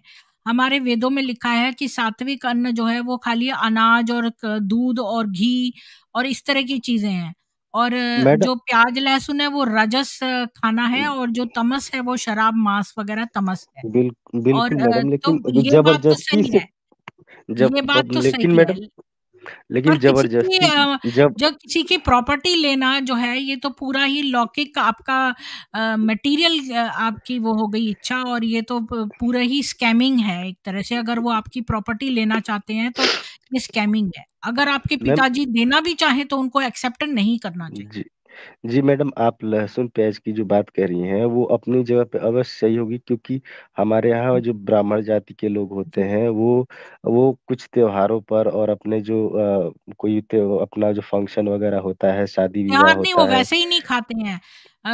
बहुत सारे जैनी हैं, ब्राह्मण हैं, ये लोग प्याज लहसुन नहीं खाते हैं। मैम पर लेकिन ये कोई बुरी इनका बात नहीं है, ये आपकी बिल्कुल अपनी वो मैडम। है। ये सात्विक मैम भोजन प्रेफ़र करते हैं, तो इसमें कोई गलत चीज़ नहीं है। पर ये जो स्कैमिंग कर रहे हैं लोगों की प्रॉपर्टीज़ लेकर और ये गलत चीज़ें बता रहे हैं, और सबसे बड़ी बात ये है कि लेखराज जो है वो एक अय्याश आदमी था, तो वो उसके अंदर शिव कैसे आ सकते हैं? जहाँ रहे क्या बोलते हैं, जहाँ रहे महादेव वहाँ न रहे कामदेव। और ये तो कामदेव का पूरा नबी था। ये जो लेखराज था, ये आफ़ताब नाम का आदमी था जो लेखराज बन गया था पाकिस्तान से। ये एक अय्याश आदमी था। तो ये जो भी जी कल्ट चलाएगा तो ये कैसे अच्छा हो सकता है? मैम, इस पर मैं 2 बातें बोलना चाहूँगा कि यदि ये परिवार में 5 लोग हैं, शुरू से बचपन से लहसुन-प्याज का खाना खाए हैं, हुँ, अचानक आप घर में सबके साथ मिलकर बैठकर कह हुँ। सकते हैं कि हाँ, छोड़ते हैं, छोड़ना हाँ, चाहिए कि नहीं छोड़ना चाहिए। लेकिन ज़बरदस्ती किसी चीज़ पर हाँ। किसी को किसी चीज़ के लिए इम्पोज़ करना, ये कहाँ सही है। दूसरी बात हुँ, मैडम, लहसुन प्याज जब मैं नहीं खाऊँगा, तो मेरे रिश्तेदार हैं, मेरा दोस्त है, मेरा मित्र है, मेरे मेरे मैं अकेले की बात नहीं कर रहा हूँ, मैं पूरे परिवार की बात कर रहा हूँ। तो मैं अपने दोस्त के जाता हूँ, कुछ भी खाना बना होगा मेरे को, वो बोलेगा कि ये ले भाई, खा ले। या फिर कोई मान के चलिए कि मेरे रिश्तेदार के यहाँ शादी पड़ी है, मेरे मामा के यहाँ शादी पड़ी है। वहाँ तो मेरे फ़ादर नहीं जाएँगे, क्योंकि रात को खाना वहाँ खाना हुँ, नहीं है। जब खाना नहीं है तो जाना नहीं है। मैडम, ये हुँ। टेक्नीक का इस्तेमाल करते हैं ताकि लोगों को अपने नाते रिश्तेदारों से, अपने वश में दोस्त कर मित्र से सकें। तोड़ा ये ना जाए कल्ट मेंबर है ना, कल्ट लोगों के अंदर ये एक मैडम। कॉमन चीज़ें होती हैं। कल्ट वाले लोग एक ही तरह के कपड़े पहनते हैं। तो कल्ट ल वाले लोग एक ही लीडर को फ़ॉलो करते हैं। बिल्कुल उन्होंने मैडम। रूल्स बनाए होते हैं, उन्हीं के अनुसार चलना है। ये कल्ट तो है। यहाँ लहसुन प्याज़ छोड़ने का मतलब वही है कि ताकि आपको समाज से तोड़ा जाए। ताकि आप उन आपकी जो दिमाग में भर रहे हैं, उसको कोई थर्ड आदमी चैलेंज ना कर पाए। रीज़न ये है लहसुन प्याज़ उनका छुड़वाने का, ना कि सात्विक भोजन वगैरह, ये सब उनके लिए कोई मायने जी। नहीं रखता है, क्योंकि ये लोग खुद ये आप जब सच उनका बोल मन रहे होता हैं, है तो खाते क्योंकि हैं। हाँ, क्योंकि अगर सात्विक है तो सबसे पहले तो उनको पैसा नहीं लेना चाहिए। सात्विक का सबसे बड़ी बात तो ये है पैसा ना लेना। जबकि ये तो खूब जो है दोनों हाथों से पैसा ले रहे हैं, और इनको संस्था चलाने की क्या ज़रूरत है? ये अच्छे वचन वैसे ही दे सकते हैं, लोग अपने आप फ़ॉलो करें। इनको एक अय्याश आदमी को शिव बाबा कह के शिव जी का अपमान करने की क्या ज़रूरत है? जी, अरुण जी कुछ बोलना चाहते हैं। अरुण जी मैडम एक मिनट, एक सात्विक नहीं, एक मिनट मैडम, सात्विक सब पता भोजन है का मैं मुझे बात सब चीज। करूंगा आपसे। अरे मेरी बात एक मिनट सुन लो, जस्ट सुन लो। जी, प्रशांत जी, सात्विक, आपकी पूरी स्टोरी तो हम नेक्स्ट संडे सुनेंगे। Okay okay okay okay, I will just mute हाँ, माय और माइक। रवि जी की हम कल सुनेंगे। अब ठीक है। अरुण जी इस पे आते हैं। अरुण जी, मेरे को आपसे एक क्वेश्चन पूछना था। ये एक वुमन ने मेरे उसमें लिखा है कमेंट, आप नहीं जानती हैं बेहद को, बेहद, बेहद, बेहद क्या चीज़ है ये? आ, ये बेहद का ज्ञान हमें क्या है? इन बेवकूफों इन बेवकूफों का हमें कोई जवाब नहीं देना है। अब इनको हुँ, ये लग रहा है कि पॉडकास्ट कनाडा से हो रहा है, ये आदमी कौन है? हुँ, अगर इंडिया से हो रहा होता ये मेरे पे केस कर देते। हाँ। इस बात को यहाँ समझिए। पर फ्रीडम ऑफ स्पीच है, मैं तभी कल तो मैं सब करती कोशिश हूँ, करता हूँ इस्लाम पे सुबह उठ के, बोलती हूँ। संडे है, मैं लेट उठूंगा, मैं आपको ढंग से हुँ, मेल बना के मेल करूंगा। जी, क्योंकि अभी तक मैंने चेक किया है 2005 से इनके अगेंस्ट में आवाज उठ रही है। पहला केस जी, 1976 में हुआ था कानपुर में। हुँ। वो सब स्टडी मेरे पास है। जी, अब तो वो सब स्टडी आप ये बता मुझे देना, वॉच कर रहे या हैं हर लोगों को जगह। बुला लेना। आपके पास लोग हैं हर संडे आने के लिए? हाँ, बिल्कुल मैडम, 100 हमारे आदमी पास तो हम हमारे तो ग्रुप में रोज़ हैं, व्हाट्सएप ग्रुप में।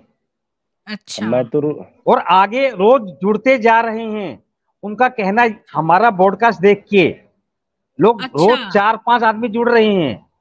वो मुझे आशीर्वाद दे रहे हैं कि बेटा ऐसा काम करते रहो, अच्छा जान का खतरा रहेगा, हम जी सामने नहीं आएंगे, आपकी सपोर्ट करेंगे।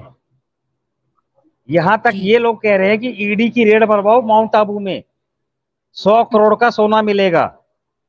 जो सोना ये लोग लेते हैं दान में, सब वहां डंप है। तो मैंने उनको यही बोला, राय दी है कि पहले मुझे इनकी पॉजिटिव इमेज को नेगेटिव पर ले जाने दो। तो गवर्नमेंट क्या, सब मदद करेंगे और ऐसा हम भी कर सकते हैं। इनकी यूनिटी है तो वैसे हम भी तो बिल्ड कर सकते हैं, समय लगता है। मैं रहूं ना रहूं, हमारी संस्था चलेगी। जी 6 महीने अरुण के जी, अंदर मैं संस्था आप खोल दूंगा। ठीक है। और इसके साथ साथ अगर आपको कोई एक्स मुस्लिम भी मिले तो उनको भी लाइएगा मेरे चैनल पे, बिल्कुल बिल्कुल। क्योंकि एक्स मुस्लिम के बारे आप ब्रह्म कुमारी तो साइकोलॉजिकल वशीकरण कर रहे हैं। मेरे चैनल नहीं, अभी जो लास्ट स्ट्रीम आपने की है उसमें उसने मुझे कहा है कि मैं गलत ज्ञान दे रही हूँ कि ब्रह्म कुमारी बड़े अच्छे हैं और वो कोई किसी का वशीकरण नहीं करते हैं, ये किसी ने कमेंट डाला है। तो उनको वशीकरण का मतलब ही नहीं पता है, उनको भगवान का मतलब ही नहीं पता है। उनको, जिस आदमी को एक बच्चा पैदा मेरे घर में हुआ, मान लीजिए, उसको मैंने एप्पल दे के बोला दिस इज ए मैंगो, 5 साल के बाद वो लंदन चला गया, तो एप्पल को तो वो मैंगो ही कहेगा ना बेचारा। फॉर एग्जाम्पल, मैं खुल के क्वेश्चन पूछ रहा हूं, जो देखेगा वो जवाब देगा। X plus Y equal to 5, find the value of X. कितने करोड़ आदमी आ जाएं, हर आदमी का जवाब अलग होगा जितना दिमाग होगा। एज्यूम करना पड़ेगा हमें वाई, मैंने एज्यूम किया वाई 0, रिजल्ट विल कम 5। मैंने एज्यूम किया 1, रिजल्ट आएगा 4, और मैं माइनस में भी करता जाऊंगा तो माइनस में आंसर आएंगे। This is the power of God. हमारे थंबनेल्स, अंगूठे का छाप किसी आदमी से नहीं मिलता है, इंसान से नहीं मिलता है। जो जिंदा है उनसे, जो मर गए उनसे, और जो आएंगे उनसे भी नहीं मिलता है। This is a god. सनातन धर्म क्या है?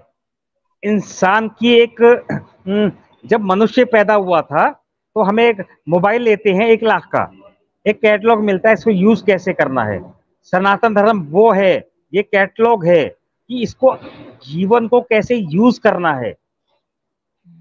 1000 साल मुसलमानों ने हमें खत्म किया, 180 साल हमारी शिक्षा पद्धति खत्म कर दी अंग्रेजों ने, बाकी 70 साल की कांग्रेस ने। हम तो नील हो गए हैं। हाँ, अब मुझे एक उम्मीद नजर आ रही है, मोदी जी, योगी जी को कोई गाली दे, कुछ भी करे, मैं गुस्सा नहीं होता हूं। They are doing the perfect things. वापस हमारी संस्कृति उठ रही है। जी, समय मैं लगता आपसे है कहना गिराने चाहती में। हूँ, हर ट्यूसडे को हम सनातन सभा करते हैं। तो मैं तो ठीक है, कनाडा में हूँ तो मेरे को पॉलिटिक्स ज़्यादा पता नहीं है, लेकिन आप लोग ठीक है, अवश्य जुड़ा करिए क्योंकि सारे जो है हिंदू सनातनी सब जुड़ते हैं उसमें और वो पॉलिटिक्स डिस्कस करते हैं, तो आप लोग का अवश्य जुड़िए उसमें। जी जी, बिल्कुल बिल्कुल बिल्कुल, उसमें सबको पैनल पे लेकर बिल्कुल हम लोग बातचीत करते हैं ठीक है। और जी। हम एक दिन हफ्ते में भजन भी गाते हैं। तो हम भजनों का भी करते हैं क्योंकि हमें सारे ही काम करने हैं, इनको डाउन कर जो दुष्ट कुटिल हैं उनको एक्सपोज करना है, जो भारत स्कैमर हैं। में गजवाए, भारत में मैं रहूं ना रहूं, गजवाए हिंद नहीं होगा। जी, मैं वहां तक गया कि हूं जहां सुभाष जिस चंद्र तरह बोस की ये मौत लोग हुई थी। बढ़ रहे हैं ना कॉकरोच की तरह, जिस तरह नहीं, ये लोग जहां ब्लीड कर रहे हैं। अयोध्या में जहां सुभाष चंद्र बोस की मौत हुई थी, गवर्नमेंट उसको फाइंड आउट क्यों नहीं करती है कि सुभाष चंद्र बोस कब मरे, कैसे मरे, जी लाल बहादुर शास्त्री कैसे मरे? गवर्नमेंट क्यों नहीं कुछ करती है? जी नहीं कर रही है, उनका कुछ पॉलिटिकल एजेंडा है। जी, तो ये मोदी वाली जी का हम नहीं चर्चा है। करेंगे, अरुण मंगलवार को अरुण करेंगे। जी मैं आप सभी अरुण जी लोगों मैं का धन्यवाद चाहूंगा करती हूँ। जी, हाँ, बोलिए राजीव कि जी। लास्ट ये जो हाँ, पिछले 6 महीने में जो हत्याएं या फिर सुसाइड जो भी कहे, मुझे तो यही विश्वास है कि ये साइकोलॉजिकल तरीके से हत्या है। तो इस पर रवि जी देखिए देखिए, ये अरुण जी थोड़ा प्रकाश डालिए हाँ कि जो हाँ, ब्रह्मा मैं बता कुमारी देता में हूँ। लगातार नहीं, सुसाइड साइक हुए हैं। ट्यूसडे को साइकोलॉजिकल हम हत्या है, ट्यूसडे को करेंगे ना, आत्महत्या ट्यूसडे है। को। प्रीति जी, मैं जी, इनका जवाब दे देता हूँ। साइकोलॉजिकल हत्या है, आत्महत्या है। जहां आत्महत्या वाले ने नोट लिखा, उसकी जमानत कैसे हो सकती है? कोई तो पैसा खा रहा है। आगरा डिस्ट्रिक्ट कोर्ट से जमानत नहीं हुई है। जी। ये मैं सारे केस लेके आऊंगा, उन तो लोगों को ऐसा लेके करते हैं आऊंगा। अरुण जी, आप ट्यूसडे को कंडक्ट करिएगा सनातन सभा, और उसमें ठीक आप है, ही मतलब इसी बारे में चर्चा करिएगा। तो ठीक है, टॉपिक ठीक मेरे है, को भेज देना सनातन सभा का, तो हम वही टॉपिक रख लेंगे। और ठीक है, ठीक है। रवि जी, आपको मैं ईमेल से लिंक दे दूंगी, कल आपको ज्वाइन करना है, और किसी को मैं लूंगी नहीं, खाली रवि जी ज्वाइन करेंगे। और प्रशांत जी, नेक्स्ट संडे को आप मेरे को ईमेल डाल देना, तो नेक्स्ट संडे को मैं आपको भेज दूंगी। तो मैं आप लास्ट में जो है, मैं 1 मिनट आप सबको बैक में करती हूँ अभी। राजीव जी, आपको लास्ट में कुछ कहना है तो बोलिए, फिर मैं क्लोज़ करती हूँ। हेलो, हाँ, बोलिए, आपको आवाज लास्ट आ में रही कुछ है? कहना है? जी, आ रही है। हाँ, हाँ मैडम, मैं ये कहना चाहता हूँ कि अभी अरुण जी हैं, फिर से रवि जी हैं और उसके बाद अभी प्रशांत जी आए थे। तो हुँ, इनकी जो समस्या है परिवार की, मैडम ये भी एक पहलू है कि ये लोग अब पति-पत्नी में, जो मैंने पहले आपको बताया कि भाई-बहन बनाना, फिर उनको पति अगर ब्रह्मा कुमारी में जाती है तो पत्नी जाती है तो उसके दिमाग में भरना कि तुम्हारा पति भाई है, और पति जाता है तो उसके दिमाग में भरना कि पति तुम दोनों भाई हो, सब कोई यहाँ पर भाई-भाई है। तो आपसी संबंध में, क्योंकि कोई ना कोई एक रिग्रेट करता है, कहते हैं कि या तो तुम उसको अपने जैसा बना लो, वो भी तुम्हारा साथ दे, नहीं करता है तो उसके लिए उनके लिए और अच्छी बात होती है। जी, फिर धीरे-धीरे वो लोग पैसे निकलवाते हैं, जी, केस करवाते हैं, और मतलब कि मारने-पीटने वाला केस जो नहीं होता है, आपस में लोगों का तलाक करवाते हैं। तलाक में सबसे पहले जो मेंटेनेंस होती है, मेंटेनेंस उनका सबसे पहला टारगेट होता है कि मेंटेनेंस में जो पैसा महिला को मिलेगा, तो उस मेंटेनेंस के पैसे से उसमें से काफ़ी बड़ा हिस्सा, या कहे तो पूरा, वो ले लेते हैं संस्था वाले। हाँ, यही उनका टारगेट जैसे मान लीजिए अरुण जी अपनी पत्नी से अभी अलग हो चुके हैं। इनकी उम्र भी 50-55 या जो 60 मान के चलें। कुछ दिन बाद इनके यहाँ मेंटेनेंस का केस इनकी पत्नी से डलवाएँगे, उसके बाद मेंटेनेंस में इनकी संपत्ति का कुछ हिस्सा माँगेंगे, और फिर वो उस महिला से, इनकी पत्नी से वो हड़प लेंगे। यही है तो यही ये है कारण है इनका कि स्कैमिंग ताकि ये, सर्कल। जी, जी, आपने बहुत जी, अच्छा यही बताया यही राजीव कारण है जी। पति-पत्नियों के बीच में हुँ। भाई-बहन वाला।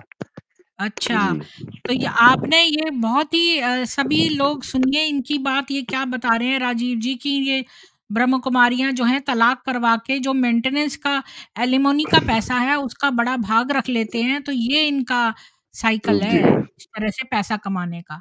हुँ, बहुत-बहुत धन्यवाद राजीव जी हमारे जी। साथ जुड़ने का, और हमारे सब लोगों का लोक कल्याण करने का, लोगों की आँखें खोलने का। बहुत-बहुत धन्यवाद राजीव जी, और जी, धन्यवाद मैडम। धन्यवाद। तो अब सब साथियों से मैं कहूँगी कि आप लोग इस स्ट्रीम को ज़्यादा से ज़्यादा शेयर करिए, ताकि बहुत सारे हिंदू जो भ्रमित होकर और ऐसे कल्ट में घुस जाते हैं, वो रुक जाएँ। मतलब इनकी बातें अच्छी हैं, कुछ मोटिवेशनल बातें, अच्छी बातें भी बताती हैं शिवानी जी। तो उनकी बातों को सुनिए और उनको अमल करिए, लेकिन इस कल्ट को जॉइन करने की कोई ज़रूरत नहीं है, क्योंकि इसका जो फाउंडर था वो एक अय्याश आदमी था, और एक अय्याश आदमी जो है कभी भी एक अच्छी चीज़ नहीं बता सकता जो खुद एक अय्याश हो। तो इसलिए जो है इनको जॉइन मत करिए, बस इनकी बातें सुनिए।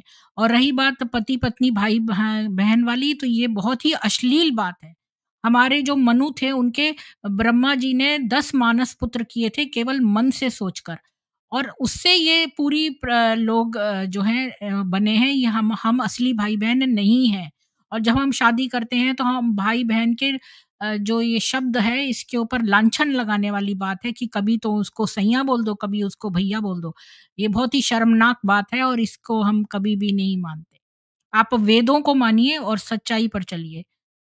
जय श्री राम, जय सनातन वैदिक हिंदू विश्व। कल फिर मिलेंगे सामवेद में। जय श्री राम।